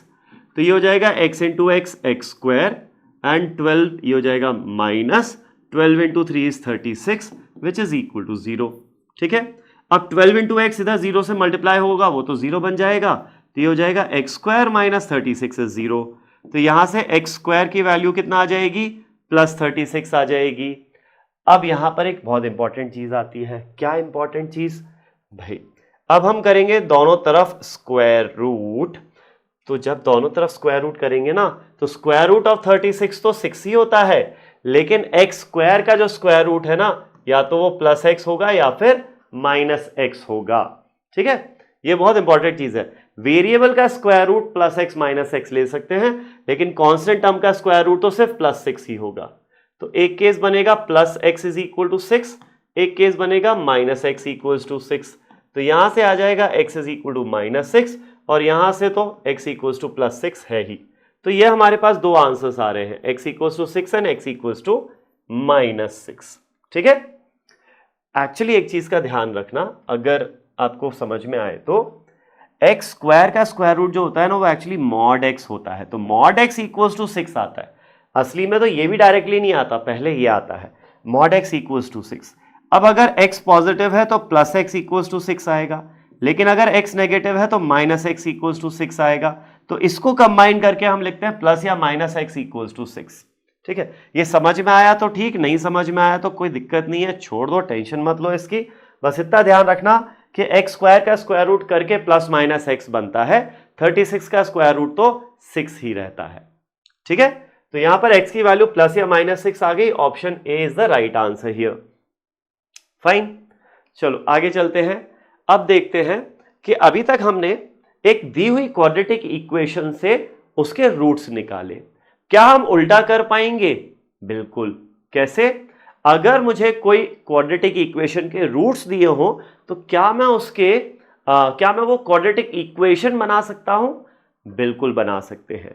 इन जनरल ध्यान रखना, कोई भी पॉलिनोमियल आपको दिया हो, कोई भी, अब मैं डिटेल में नहीं जा रहा, डेरिवेशन में नहीं जा रहा, but quadratic, cubic, by quadratic, कैसा भी आपको पॉलिनोमियल दिया हो, अगर उस पॉलिनोमियल एक्सप्रेशन के या इक्वेशन के जीरोस या रूट्स अगर आपको दिए हैं, मान लो किसी क्वाड्रेटिक इक्वेशन के आपको रूट्स दिए हो अल्फा और बीटा, तो वो क्वाड्रेटिक इक्वेशन कैसे बन सकती है?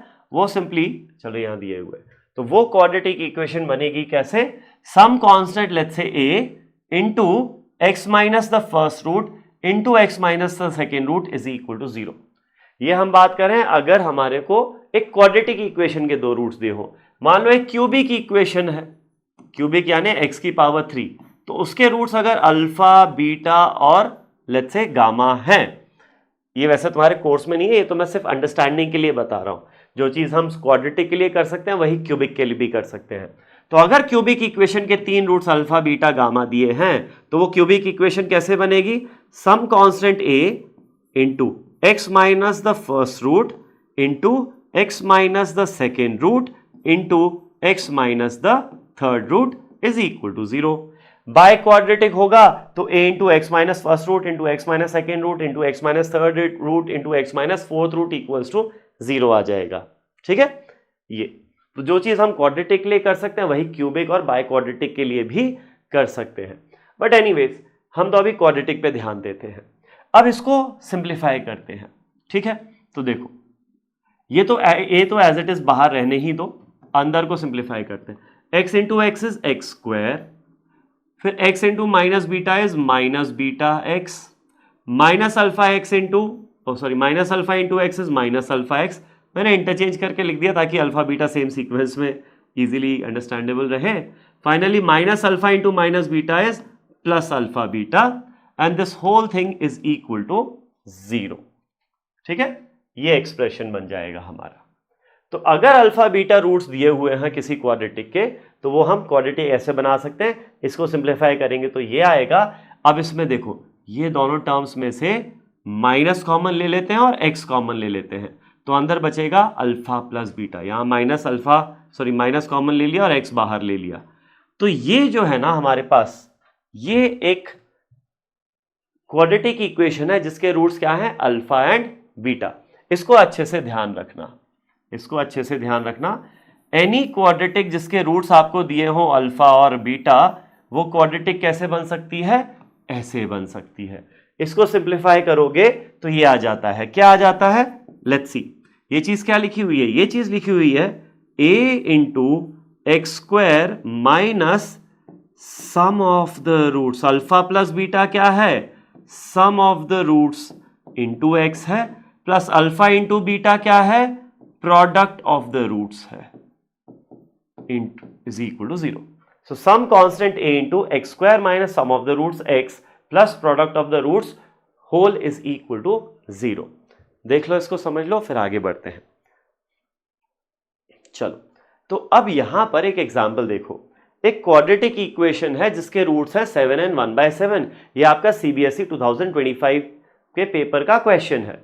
अगर 7 and 1/7 किसी क्वाड्रेटिक के रूट्स हैं तो वो क्वाड्रेटिक इक्वेशन क्या होगी, तो सिंपल सी बात है, वो क्वाड्रेटिक इक्वेशन कैसे बनेगी, वो बनेगी a times of x minus the first root into x minus the second root is equal to 0।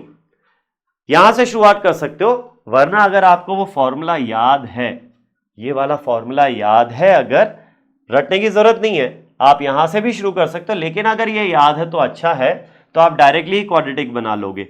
X square minus sum of the roots क्या होगा, 7 plus 1/7 into x plus product of the roots 7 into 1/7। इसको जब आप open करोगे सबसे पहले तो a से डिवाइड कर दो, तो वो तो 0 हो गया। इसको पूरा ओपन करोगे तो ये निकल के आएगा, तो ये आ जाएगा x square minus 7 into 7 49 plus 1 50/7 into x plus 7/7 is 1 which is equal to 0। ये इक्वल टू 0 होना चाहिए था। अब 7 या डिनोमिनेटर में, तो पूरी इक्वेशन को 7 से मल्टीप्लाई कर दो, तो ये हो जाएगा 7x स्क्वायर। इसका 7 कैंसिल आउट होगा, बचेगा माइनस 50x, 7 से मल्टीप्लाई होगा प्लस 7 इज इक्वल टू 0। तो अगर एक क्वाड्रेटिक जिसके रूट्स है 7 और 1/7, तो वो क्वाड्रेटिक इक्वेशन क्या होगी, 7x square minus 50x plus 7 equals to 0, which is option A. यहां पर हमारा ये ऑप्शन ए आ जाता है। ठीक है, चलो, तो अब देखो एक इंपॉर्टेंट चीज, भले बहुत ज्यादा यूज में ना आए as of now, but let's see. अगर मुझे दो रूट्स पता है किसी क्वाड्रेटिक इक्वेशन के, तो वो चलो पहले तो ये मान लो कि ये जनरल फॉर्म है क्वाड्रेटिक इक्वेशन का, ax square plus B x plus C equals to 0। इसमें एक्स स्क्वायर का कोएफिशिएंट क्या है, a है एक्स स्क्वायर का कोएफिशिएंट। इसके अगर मैं दो रूट्स बोलता हूं अल्फा और बीटा है, let's suppose alpha and beta are the two roots of this equation, और एक्स स्क्वायर का कोएफिशिएंट अगर a है, तो इसी क्वाड्रेटिक को मैं एक तरीके से और बना सकता हूं। कैसे? इस तरीके से, एक्स स्क्वायर का जो कोएफिशिएंट है वो कांस्टेंट ले लो a इंटू ये जो रूट वाला फॉर्म हमने अभी पढ़ा था, x square minus sum of the roots into x plus product of the roots is 0। Alpha and beta are the roots. तो अल्फा, इसके भी रूट्स क्या हैं, अल्फा और बीटा। तो इस क्वाड्रेटिक के रूट्स भी अल्फा बीटा हैं और इस क्वाड्रेटिक के रूट्स भी क्या हैं, अल्फा और बीटा हैं। तो यहां पर ये क्या हो गया, इफेक्टिवली ये दोनों क्वाड्रेटिक कैसी हो जाएंगी, सेम क्वाड्रेटिक इक्वेशन हो जाएंगी। तो अगर क्वाड्रेटिक इक्वेशंस सेम है तो हर करस्पॉन्डिंग एक्स की पावर का कोएफिशिएंट सेम होगा। यहां जो एक्स स्क्वायर का कोएफिशिएंट वही यहां होना चाहिए, यहां जो एक्स का कोएफिशिएंट है वही यहां होना चाहिए, और यहां जो कांस्टेंट टर्म है वही यहां होना चाहिए, राइट।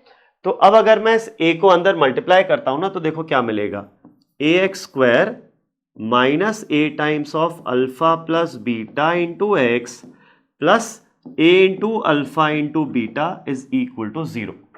अब देखो समझो, यहां पर ये वाली जो क्वाड्रेटिक है और ये वाली जो क्वाड्रेटिक है, ये दोनों क्वाड्रेटिक सेम होंगी।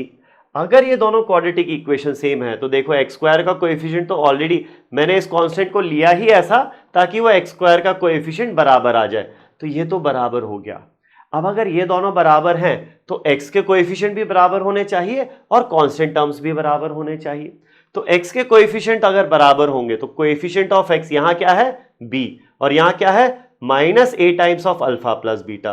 तो b is equal to minus a times of alpha plus beta. ठीक है, मैं अभी इसको इरेज कर दूं, एक काम करते हैं, रुको इसको हटा देते हैं। ठीक है, तो देखो यहां जो x का कोएफिशिएंट है क्या है, minus a times of alpha plus beta, और यहां है b, तो ये दोनों बराबर हो जाएंगे। अब ये दोनों बराबर हो जाएंगे तो अल्फा प्लस बीटा क्या आ जाएगा, माइनस से मल्टीप्लाई कर दो तो माइनस बी इधर आ जाएगा, अपॉन ए कर दो, तो alpha plus beta is minus B by A. बहुत इंपॉर्टेंट चीज है, सम ऑफ द रूट्स क्या होता है, minus B by A. B क्या है, कोएफिशिएंट ऑफ एक्स, और ए क्या है, कोएफिशिएंट ऑफ एक्स स्क्वायर। तो जनरल फॉर्म में अगर कोई क्वाड्रेटिक इक्वेशन आपको दी हो तो आप उसमें सम ऑफ द रूट्स कोएफिशिएंट्स देख के बता सकते हो। सिमिलरली कांस्टेंट टर्म यहां क्या है, कांस्टेंट टर्म अगर हम देखेंगे तो कांस्टेंट टर्म है यहां पर c, और यहां क्या है, a into alpha into beta. तो c should be equal to a into alpha into beta, तो अल्फा इंटू बीटा क्या आ जाएगा, c अपॉन a आ जाएगा। तो यहां से आप प्रोडक्ट ऑफ द रूट्स भी बता सकते हो। क्या होता है product of the roots, constant term divided by coefficient of x square. Very very important thing to understand here. ठीक है, इसको देख लो, फिर इसका एक एग्जांपल्स करते हैं हम। तो चलो, ये एक एग्जांपल दिया हुआ था सीबीएसई 2025 में, क्वेश्चन आया है ये कि अगर alpha beta are the zeros of this polynomial, इसके जीरोस है मतलब क्या, y square minus 5y plus 3 equals to 0, इसके दो रूट्स हैं अल्फा और beta, then find the value of this thing plus this thing. तो पहले जो पूछा है ना उस पर ध्यान देते हैं, अल्फा की power 4 into beta cube plus alpha cube into beta की पावर 4। ठीक है, अब इसमें से अल्फा की पावर 4 और 3 है, तो मिनिमम पावर 3 तो है ही, तो अल्फा क्यूब मैं कॉमन ले सकता हूं। सिमिलरली बीटा की मिनिमम पावर 3 तो है ही, तो बीटा क्यूब कॉमन ले सकते हैं। तो अब बचेगा क्या, देखो अल्फा की पावर 4 में से अल्फा क्यूब कॉमन ले लिया, बचेगा अल्फा, और बीटा क्यूब तो पूरा बाहर आ गया, तो यहां से बचेगा सिर्फ अल्फा प्लस अल्फा क्यूब, यहां से तो बाहर आ गया, और बीटा की पावर 4 में से क्यूब बाहर आ गया, तो बचेगा सिर्फ बीटा की पावर 1। तो ये हो गया alpha cube into beta cube into alpha plus beta. और इसको भी मैं कैसा लिख सकता हूं, इसको हम लिख सकते हैं alpha beta whole cube into alpha plus beta, इस तरीके से लिख सकते हैं, करेक्ट। तो अब देखो ये है प्रोडक्ट ऑफ द रूट्स, ये है सम ऑफ द रूट्स। तो इधर what you can do is कि आप इस क्वाड्रेटिक इक्वेशन को प्रॉपर सॉल्व कर लो फॉर्मूला मेथड से या किसी से भी, अल्फा बीटा की वैल्यू निकाल लो और वो वैल्यूज आप यहां पुट करो। लेकिन ऐसा करने पे आपको भी समझ में आ रहा है बहुत लंबा और टीडियस क्वेश्चन हो जाएगा। तो उसकी जगह सिंपल सी बात है, क्या मैं यहां से directly sum of the roots और प्रोडक्ट ऑफ द रूट्स निकाल सकता हूं? बिल्कुल। अगर कोई क्वाड्रेटिक मुझे दी हो, अगर कोई जनरल क्वाड्रेटिक दी हो ax square plus bx plus C equals to 0, तो इसके अगर रूट्स अल्फा बीटा हैं तो सम ऑफ द रूट्स क्या होता है? माइनस बी बाय ए। यही सीखा था अभी हमने, माइनस बी बाय ए। और प्रोडक्ट ऑफ द रूट्स क्या होता है? सी बाय ए।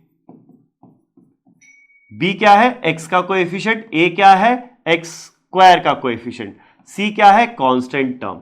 ठीक है, तो इस क्वाड्रेटिक इक्वेशन में सम ऑफ द रूट्स क्या हो जाएगा? Alpha plus beta.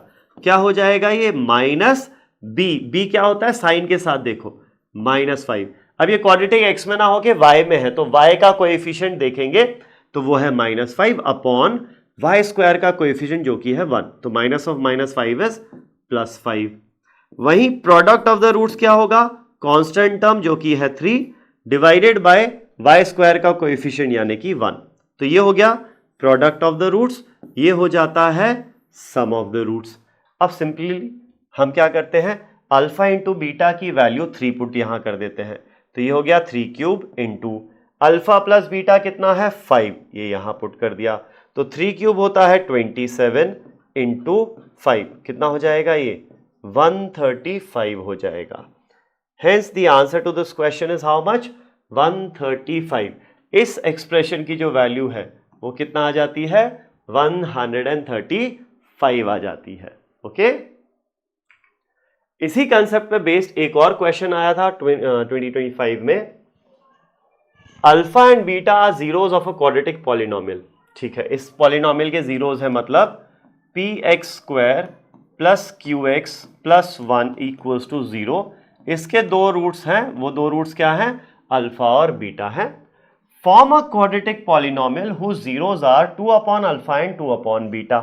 तो अब देखो इसको सॉल्व करना, ये तो पी और क्यू वेरिएबल्स हो गए, मतलब वेरिएबल्स इन द सेंस कि इनकी वैल्यू तो हमें नहीं पता, तो इसको सॉल्व करना तो बहुत मुश्किल होगा। तो उसकी जगह अब हम दो चीजों का सहारा ले सकते हैं। पहली चीज क्या? एनी क्वाड्रेटिक इक्वेशन जिसके हमें रूट्स पता हैं, वो क्वाड्रेटिक इक्वेशन क्या हो जाती है? a times x square minus sum of the roots into x plus product of the roots is equal to 0। अब आप चाहो तो a से डिवाइड कर दो, तो इसको ऐसा भी लिख सकते हो, x square minus sum of the roots into x plus product of the roots. Quadratic को सिंप्लीफाई करके ऐसा भी लिख सकते हैं, बट जरूरी नहीं है हमेशा एक्स स्क्वायर का कोएफिशिएंट 1 ही हो, एक्स स्क्वायर का कोएफिशिएंट तो कुछ भी हो सकता है। तो जनरल फॉर्म तो ये है, बट ये थोड़ा सा सिंप्लीफाइड फॉर्म है। अब अगर मुझे ये क्वाड्रेटिक इक्वेशन बनानी है, ये वाली जो नई वाली, तो इस क्वाड्रेटिक इक्वेशन के जीरोस क्या है? 2 अपॉन अल्फा 2 अपॉन बीटा। तो ये बनेगी x square minus sum of the roots is 2 upon alpha plus 2 upon beta into x plus product of the roots. Product of the roots क्या हो जाएगा? 2 upon alpha into 2 upon beta is equal to 0। इसको simplify करें, ये हो जाएगा x square minus 2 तो common आएगा यहां से, पहले तो देखो 2 यहां से कॉमन आ जाएगा, बचेगा 1 upon alpha plus 1 upon beta into x plus 2 into 2 is 4 upon alpha into beta is alpha beta which is equal to 0। और यहां से आएगा एक्स स्क्वायर माइनस, अब ये अगर 2 टाइम्स ऑफ एलसीएम लोगे इसका तो अल्फा इंटू बीटा आएगा और ऊपर आएगा बीटा प्लस अल्फा या अल्फा प्लस बीटा, कैसा भी लिख लो। ये एलसीएम हो गया into x plus 4 upon alpha into beta is equal to 0। ठीक है, अब now to simplify it further, हमें अल्फा प्लस बीटा क्या पता है? अल्फा इंटू बीटा क्या पता है? बिल्कुल पता है। अल्फा बीटा इस क्वाड्रेटिक के रूट्स है ना, तो सम ऑफ द रूट्स क्या होता है? Minus the coefficient of x which is Q upon x square का कोएफिशिएंट विच इज पी, तो माइनस क्यू अपॉन पी, ये हो गया alpha plus beta. Similarly alpha into beta क्या होगा? Constant term which is 1 upon x square का coefficient which is P, तो ये हो जाएगा आपका अल्फा इंटू बीटा। ठीक है, चलो अब इसको सिंप्लीफाई करते हैं। और तो ये हो जाएगा x square minus 2 times of alpha plus beta is minus Q upon P upon alpha beta is 1 upon P into x plus 4 times of 1 upon P which is equal to 0। तो देखो ये हो जाएगा कितना, x square upon P cancels out, minus into minus is plus 2 times of Q into x, 2qx, और ये हो जाएगा 1 अपॉन पी में p ऊपर जाके मल्टीप्लाई हो जाएगा plus 4p is equal to 0। ये हो गई आपकी फाइनल क्वाड्रेटिक इक्वेशन जिसके रूट्स क्या होंगे, जिसके रूट्स होंगे 2 upon alpha and 2 upon beta. इसके रूट्स क्या होंगे, 2 upon alpha and 2 upon beta. कैसे आया, हमने दो कंसेप्ट का इस्तेमाल किया यहां पर। सबसे पहले तो कोई भी क्वाड्रेटिक को इस फॉर्म में लिखा जा सकता है अगर उसके रूट्स पता है तो। वहीं नेचर ऑफ रूट्स में और कोएफिशिएंट्स में रिलेशन देखा, किसी भी क्वाड्रेटिक के रूट्स में और उसके कोएफिशिएंट्स में ये रिलेशन होता है। Sum of the roots is minus Q upon P, product of the roots is 1 upon P. In the sense sum of the roots is minus coefficient of X upon coefficient of x square, product of the roots is constant term upon coefficient of x square. ठीक है, देख लो इसको, फिर आगे बढ़ते हैं। चलो, और अब देखते हैं last part which is nature of the roots. Obviously summary देखेंगे बट उसके पहले nature of the roots conceptually last part जो है बहुत इंपॉर्टेंट पार्ट है। इस पे बेस तो बहुत क्वेश्चंस पूछे जाते हैं एग्जाम में। तो हमने देखा है Shridharacharya method of solving a quadratic equation, जो फॉर्मूला रहता है श्रीधराचार्य फॉर्मूला। क्या होता है कि अगर कोई क्वाड्रेटिक इक्वेशन है ax square plus B x plus C equals to 0, ये अगर हमारी क्वाड्रेटिक इक्वेशन है तो हम इस क्वाड्रेटिक इक्वेशन के रूट्स या तो फैक्टराइजेशन से निकाल सकते हैं या फिर हम फॉर्मूला यूज कर सकते हैं। क्या होता है हमारा फॉर्मूला, फॉर्मूला होता है minus B plus minus square root of B square minus 4ac upon 2a। ठीक है, तो यहां पर दो रूट्स आते हैं। कैसे दो रूट्स आते हैं, एक बार आप प्लस साइन लोगे और एक बार आप माइनस साइन लोगे। तो ये हो गया फर्स्ट रूट, ये बड़ा वाला रूट होता है और ये है छोटा वाला रूट। प्लस साइन लोगे तो ऑब्वियसली न्यूमरेटर ज्यादा बड़ा आएगा ना, तो ये बड़ा रूट है और ये न्यूमेरिकली छोटा, इन द सेंस के नंबर लाइन पे भी प्लॉट करोगे, ये बड़ा रूट है और ये छोटा रूट है। हालांकि उससे कुछ खास मतलब है नहीं कि कौन सा बड़ा कौन सा छोटा है, वो उतना ज़्यादा बड़ा इशू होता नहीं है। तो ये दो रूट्स आ जाते हैं। अब इस दो रूट्स में एक बहुत इंपॉर्टेंट चीज है, look at this part. Square root के जो अंदर टर्म है क्या है, बी स्क्वायर माइनस 4ac। ठीक है, अब ये जो बी स्क्वायर माइनस 4ac है, इसकी वैल्यू बहुत इंपॉर्टेंट हो जाती है अपने लिए। क्यों बहुत इंपॉर्टेंट हो जाती है, अब देखो अगर बी स्क्वायर माइनस 4ac मान लो अगर 4 आ जाता है तो स्क्वायर रूट के अंदर 4 आ जाएगा, very good, square root of 4 is 2, बहुत सिंपल सा हो जाता है। इसकी वैल्यू 16 आ जाती है, square root of 16 is 4, very good, बहुत इजीली रूट्स निकल के आ जाते हैं। लेकिन अगर इसकी वैल्यू 5 आ जाए तो स्क्वायर रूट ऑफ 5 में क्या होगा, वो इरेशनल नंबर बन जाएगा, तो वहां पे वो थोड़ा सा अटपटा दिखता है। चलो यहां तक तो ठीक है कि 5 भी आ जाए तो भी चलेगा।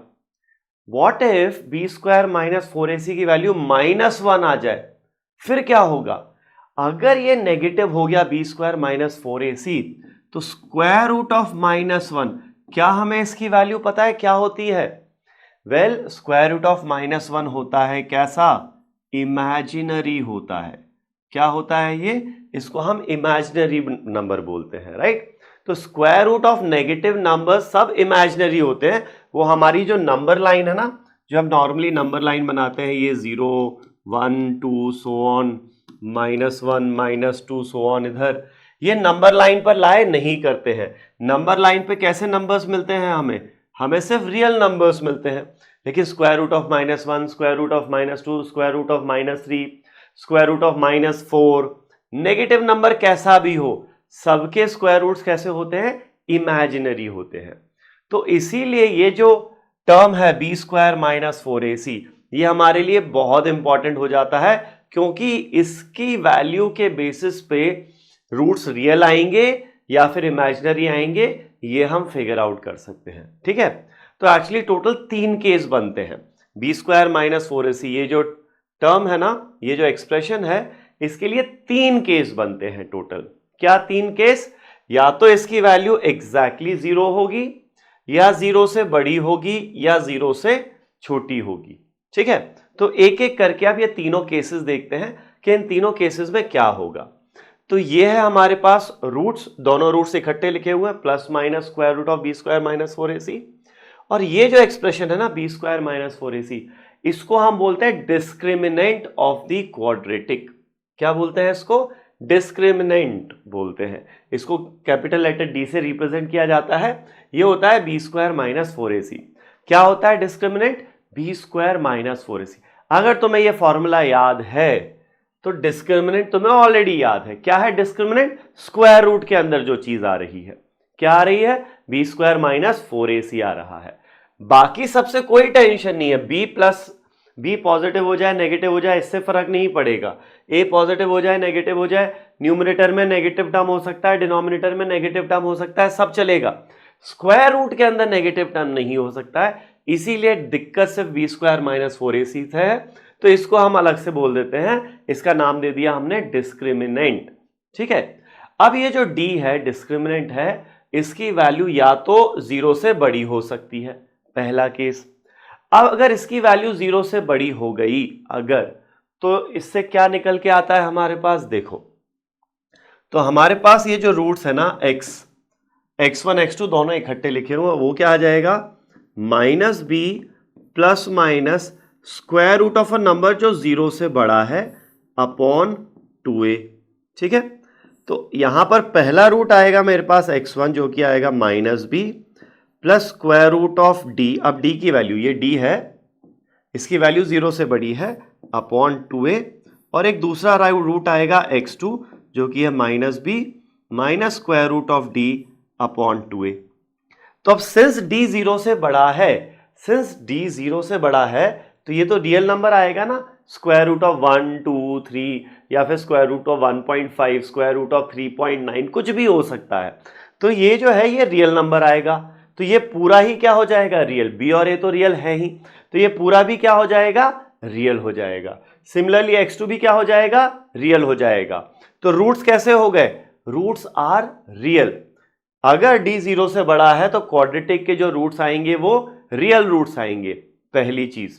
दूसरी चीज, क्या ये दोनों रूट्स बराबर होंगे या नहीं होंगे? वेल, ये दोनों रूट्स बराबर नहीं होंगे। क्यों नहीं होंगे? देखो, डिनोमिनेटर सेम है तो वो तो छोड़ो, न्यूमरेटर में भी पहला टर्म सेम है माइनस बी, लेकिन जो दूसरा टर्म है एक में कुछ ऐड हो रहा है और एक में कुछ सब्ट्रैक्ट हो रहा है, तो ऑब्वियसली न्यूमरेटर्स बराबर तो नहीं होंगे। तो यहां से हमें समझ में आता है कि जो रूट्स है ना, the roots are real and unequal. Unequal को ही कई जगह आप टर्म देखोगे इसको लिखा होगा distinct. The roots are real and distinct. ये है हमारा पहला case, when discriminant is greater than 0। ठीक है, दूसरा केस क्या बनता है? When discriminant is equal to 0। D अगर 0 हो जाता है तो रूट्स कैसे होंगे? चलो देख लेते हैं रूट्स कैसे होंगे। अब यहां पर मेरे पास रूट्स क्या होते हैं? Minus B plus minus square root of D upon 2a। अब देखो डी क्या हो गया? 0 हो गया, तो ये हो जाएगा minus B plus minus square root of 0 upon 2a। तो एक रूट आएगा x1 जिसको कह लेते हैं माइनस बी प्लस स्क्वायर, अच्छा स्क्वायर रूट ऑफ 0 क्या होता है? ये तो होता है 0, तो प्लस 0, माइनस बी प्लस 0 करोगे कोई मतलब ही नहीं है, तो माइनस बी अपॉन 2a पहला रूट हो गया। इरेज कर दो इसको। और दूसरा रूट x2 क्या होगा? माइनस बी माइनस 0, अब 0 माइनस करने का भी कोई मतलब नहीं है, अपॉन 2a। तो यहां पर ये जो दो रूट्स आए हमारे पास,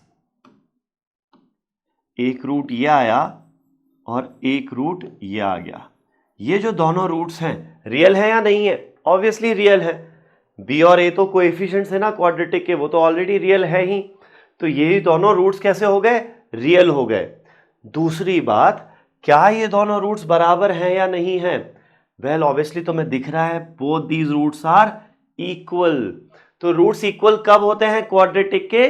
जब डिस्क्रिमिनेंट की वैल्यू 0 होती है तब रूट्स दोनों बराबर हो जाते हैं, क्योंकि ये पार्ट 0 हो गया तो +0 करो या -0 करो फर्क ही नहीं पड़ेगा, तो दोनों रूट्स कैसे होंगे, बराबर आ जाएंगे। तो d0 पे रूट्स रियल होते हैं और d ग्रेटर देन 0 पे भी रूट्स रियल होते हैं, d इक्वल टू 0 पे भी रूट्स रियल होते हैं, लेकिन इस केस में रूट्स अलग अलग आएंगे और इस केस में रूट्स बराबर आते हैं। ठीक है, और एक लास्ट केस देखते हैं, when discriminant is less than 0। अगर d लेस देन, ये तो रियल और इक्वल हो गया, अगर d ग्रेटर देन 0 नहीं, ये लेस देन 0 होना चाहिए था, ये गलती हो गई यहाँ, कोई बात नहीं, d लेस देन 0 है, take it as less than 0। If d is less than 0 तो उस केस में जो हमारे रूट्स हैं वो कैसे होंगे, देखो रूट्स क्या होते हैं, -b plus minus square root of d। d क्या है, एक नेगेटिव नंबर है अपॉन 2a। अब मुझे पता है नेगेटिव नंबर जो होता है, square root of a negative number, ये क्या होता है, ये होता है इमेजिनरी नंबर। तो अब इमेजिनरी नंबर अगर आपके पास है तो होगा क्या, -b plus minus imaginary number, तो ये पूरा जो न्यूमरेटर ये बन जाता है कॉम्प्लेक्स नंबर। कॉम्प्लेक्स नंबर पूछेगा नहीं कोई, लेकिन पता हो तो अच्छी बात है। कॉम्प्लेक्स नंबर्स क्या होते हैं, रियल नंबर प्लस या minus an imaginary number, b तो रियल है, तो रियल और इमेजिनरी के कॉम्बिनेशन को, सम को या डिफरेंस को बोलते हैं कॉम्प्लेक्स नंबर। तो यहां पर जो रूट्स है ना हमारे, वो कैसे हो जाते हैं, इमेजिनरी या फिर उसको कॉम्प्लेक्स बोल लो, द रूट्स आर इमेजिनरी और कॉम्प्लेक्स। तो ये 3 केसेस बन जाते हैं हमारे पास। तो अगर क्वेश्चन में बोले कि find value of something if roots of this quadratic are real, सिर्फ ये बोल दिया ना कि रियल रूट्स हैं, तो रियल रूट्स यहां पर भी आते हैं, यहां पर भी आते हैं, तो उस केस में हम क्या बोलेंगे, उस केस में हमारी कंडीशन लगेगी d is either greater than और इक्वल टू 0।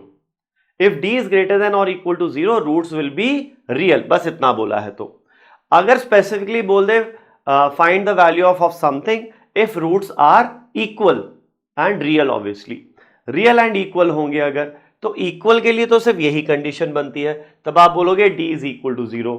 लेकिन अब वो बोल दे कि इस क्वाड्रेटिक के रूट्स डिस्टिंक्ट रूट्स हैं, डिस्टिंक्ट और रियल रूट्स हैं, तो फिर आप बोलोगे d इज ग्रेटर देन 0। ठीक है, लिख लो इसको, अच्छे से समझ लो, फिर आगे एग्जांपल्स देखते हैं। चलो let's look eight an example. Find the discriminant of the quadratic equation 2x square minus 4x plus 3 equals to 0 and hence find the nature of its roots। ठीक है, nature of the roots, discriminant बताना है। तो देखो equation क्या दी हुई है, 2x square minus 4x plus 3 is equal to 0। इसको अगर मैं कंपेयर करूं ax square plus bx plus c equals to 0 पे, तो इसका जो डिस्क्रिमिनेंट होता है वो क्या होता है, b square minus 4 into a into c, ये होता है डिस्क्रिमिनेंट। ठीक है, तो अब यहां पर a क्या होता है, कोएफिशिएंट ऑफ x स्क्वायर यानी कि 2, b क्या है, कोएफिशिएंट ऑफ x यानी कि -4, और c क्या है, कांस्टेंट टर्म 3। तो डिस्क्रिमिनेंट यहां हो जाएगा b यानी कि -4 का स्क्वायर -4 टाइम्स ऑफ a यानी कि 2 इंटू कांस्टेंट टर्म यानी कि 3 हो जाएगा। तो माइनस का स्क्वायर करोगे तो वो तो पॉजिटिव बन जाएगा, 4 स्क्वायर कितना हो जाएगा, 16, minus 4 into 2 is 8, 8 into 3 is 24, 16 minus 24 कितना होता है, -8 आ गया।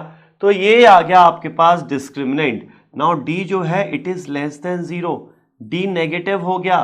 d अगर नेगेटिव हो जाएगा तो रूट्स कैसे हो जाएंगे, the roots will be imaginary, the roots will be कैसे, इमेजिनरी हो जाएंगे रूट्स। ठीक है, the roots will be imaginary for this situation, for this quadratic, क्योंकि डिस्क्रिमिनेंट की वैल्यू जो है वो 0 से छोटी है, नेगेटिव है। नेक्स्ट एग्जांपल देखते हैं। A pole has to be erected at a point on the boundary of a circular park of diameter 13 in such a way that the differences of its distances from the two diametrically opposite fixed gates A and B on the boundary is 7 meters. Is it possible to do so? If yes, at what distances from the two gates should the pole be erected? तो अब देखो sort of है geometry का question, लेकिन इसमें quadratic equation आपको solve करना पड़ेगा। देखते हैं कैसे। तो एक सर्कल आपको दिया हुआ है, इसका डायामीटर जो है, डायामीटर कितना दिया हुआ है, डायमीटर दिया हुआ है 13 मीटर्स, डायमीटर 13 सेंटीमीटर नहीं मीटर्स है, मीटर्स, डायमीटर 13 मीटर्स है, तो रेडियस इसका आधा 6.5 मीटर्स हो जाएगा, वो उतना प्रॉब्लम नहीं है। अब इसमें यह बोला है कि डायमेट्रिकली ऑपोजिट दो पॉइंट्स हैं ए और बी, तो सेंटर तो डायमीटर के बीच में होगा कहीं, ये हो गया सेंटर, लेट्स से ये दो पॉइंट्स हो गए ए और बी। अब एक पॉइंट पी है जिस पर हमें एक पोल इरेक्ट करना है। A pole has to be erected at a point on the boundary. So let's say पोल को यहां पर इरेक्ट किया पॉइंट P पर, such that the differences of its distance from the two diametrically opposite fixed points A and B is 7 meters. तो ये जो point P है ना, इसका A से डिस्टेंस जो होगा और इसका B से डिस्टेंस जो होगा, ये डिफरेंस जो है वो 7 मीटर्स का होना चाहिए, ऐसा आपको बोला है। ठीक है, चलो 7 मीटर्स होना चाहिए, तो मैं एक काम कर लेता हूं, इसको शॉर्टर साइड मान लेता हूं, इसको लॉन्गर साइड मान लेता हूं। तो ये हो जाएगा x, अगर तो ये हो जाएगा x प्लस 7 मीटर्स। अगर ये x मीटर्स है तो ये x प्लस 7 मीटर्स है, और हमें पता है ये जो डायमीटर है ये तो ऑलरेडी 13 मीटर्स है ही, ये x प्लस 7 मीटर्स है और ये है x मीटर्स।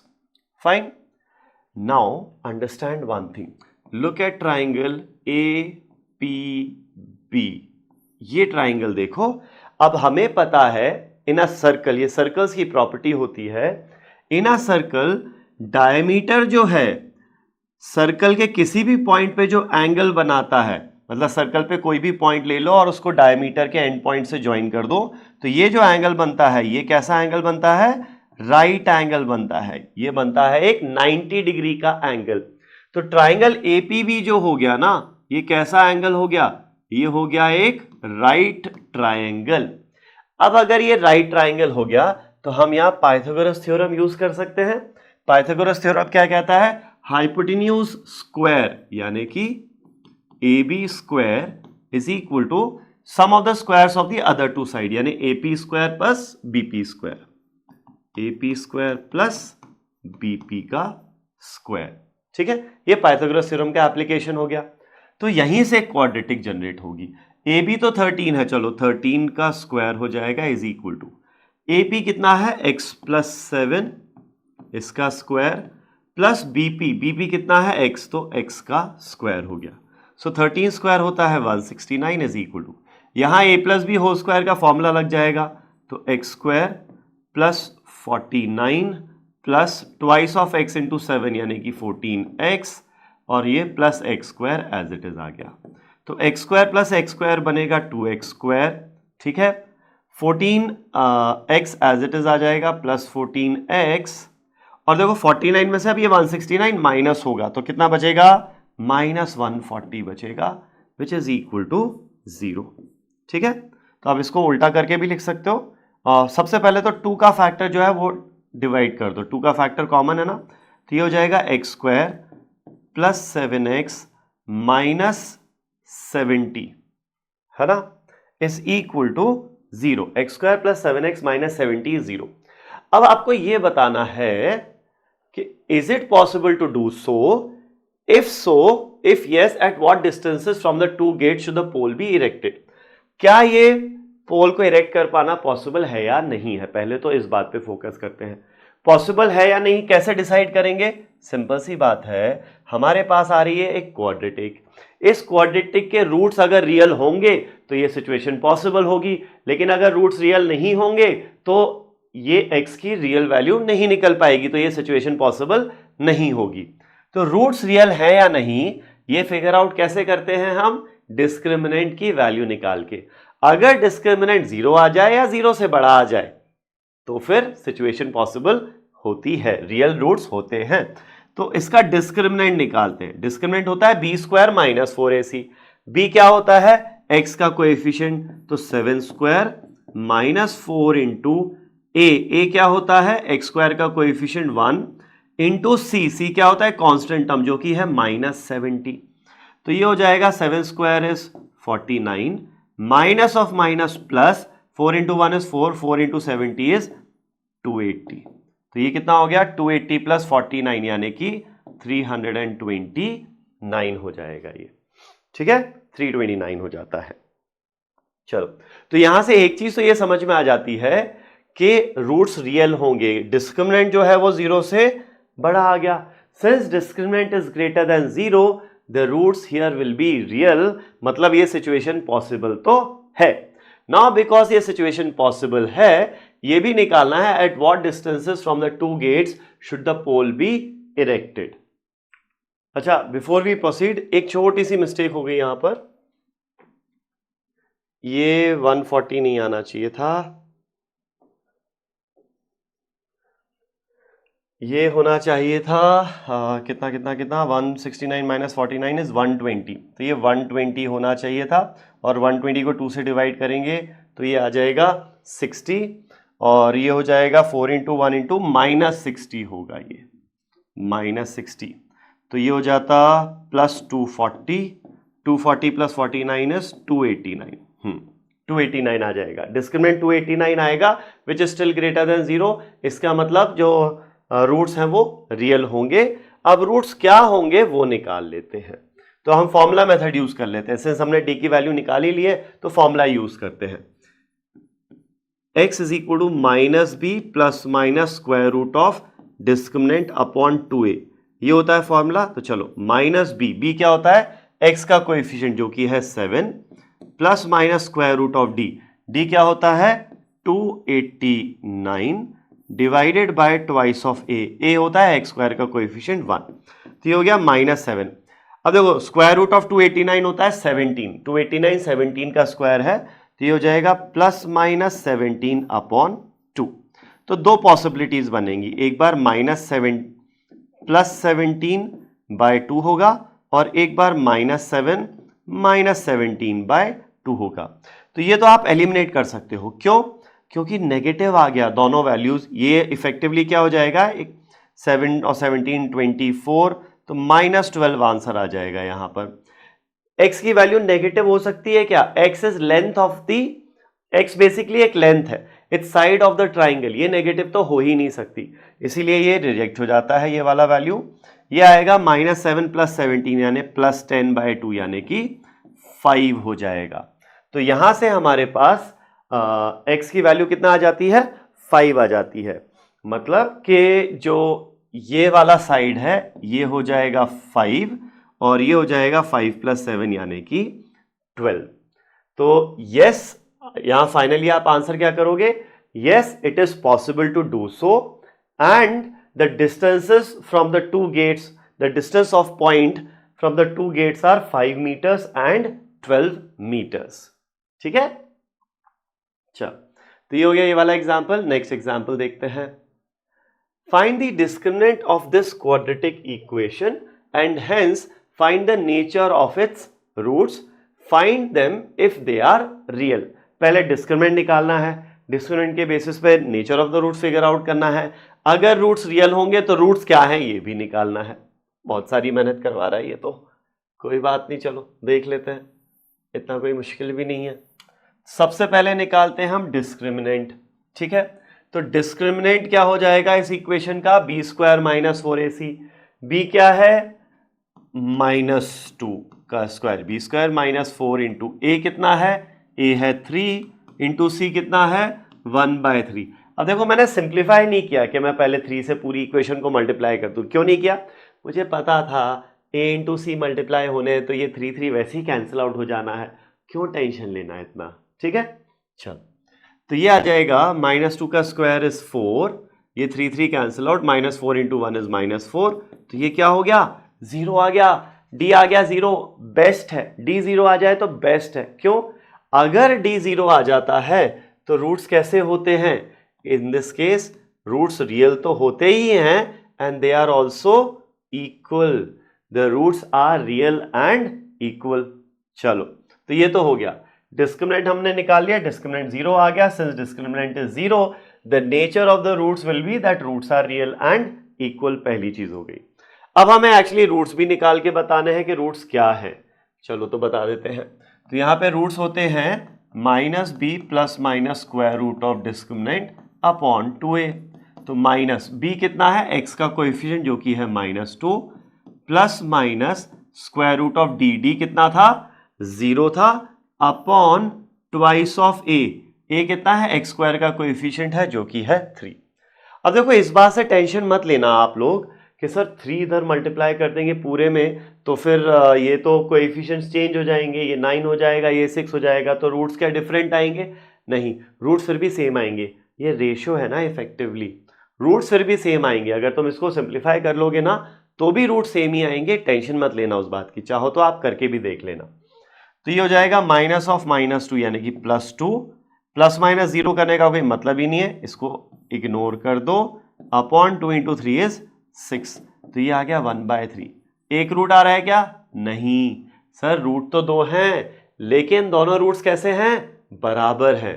तो दोनों रूट्स हैं, एक बार +0 करोगे एक बार -0 करोगे तो दोनों में रूट्स क्या आएंगे? 1/3 एंड 1/3 आ जाएंगे। तो ये हो जाते हैं हमारे रूट्स इस पर्टिकुलर क्वेश्चन के। आगे बढ़ते हैं, नेक्स्ट क्वेश्चन देखते हैं क्या है यहां। ओके, ये 2025 का क्वेश्चन है। Find the values of k so that this quadratic has real and equal roots. Very good. Real और इक्वल रूट्स कब आते हैं? ये तब आते हैं रियल एंड इक्वल रूट्स जब डिस्क्रिमिनेंट 0 होता है। तो देख लेते हैं भाई, अगर इस क्वाड्रेटिक के रियल और इक्वल रूट्स चाहिए तो इसका जो डिस्क्रिमिनेंट है वो क्या होना चाहिए? 0 होना चाहिए। चलो देख लेते हैं। इसका डिस्क्रिमिनेंट क्या है? b² यानी x का coefficient k² -4 times of a यानी x² का कोएफिशिएंट 4 इंटू c यानी कि कांस्टेंट टर्म। इसकी जो वैल्यू है वो क्या होना चाहिए? 0 होना चाहिए। तो ये हो जाएगा k² 4 × 4 × 1 is -16 is equal to 0। k² -16 is 0, तो यहां से आता है k² इज इक्वल टू +16। अब हमने सीखा हुआ है जब मैं स्क्वायर रूट करूंगा दोनों तरफ, 16 का स्क्वायर रूट तो होगा 4, k² का स्क्वायर रूट मॉड k होता है विच इज इफेक्टिवली +-k। तो एक केस बनेगा when +k is equal to 4, तो k की वैल्यू 4 आ गई, और एक बनेगा if -k is equal to 4, तो यहां से k की वैल्यू आएगी -4। तो k की दो पॉसिबल वैल्यूज आ रही हैं, +4 एंड -4। तो आंसर क्या हो जाएगा यहां पर? प्लस या फिर -4 हो जाएगा। ठीक है, देख लो इसको, फिर आगे बढ़ते हैं। और अब देखते हैं एक आखिरी example for this session. If x² + bx + b is equal to 0 has 2 real and distinct roots, real भी होने चाहिए और डिस्टिंक्ट भी होने चाहिए, then the value of b can be what. इन ऑप्शंस में से b की वैल्यू क्या होगी ये बताना है। चलो, तो सिंपल सा क्वेश्चन है, अगर रियल और डिस्टिंक्ट रूट्स चाहिए इस क्वाड्रेटिक के तो d की वैल्यू 0 से स्ट्रिक्टली बड़ी होनी चाहिए, 0 के बराबर नहीं हो सकती। 0 के बराबर हो गई तो इक्वल रूट्स आ जाएंगे, तो 0 से बड़ी ही होनी चाहिए। ठीक है, तो चलो यहां पर देखते हैं d क्या होगा। d की वैल्यू क्या होगी? b² मतलब x का कोएफिशिएंट जो कि है b² -4 a × c, standard form में a × c आता है।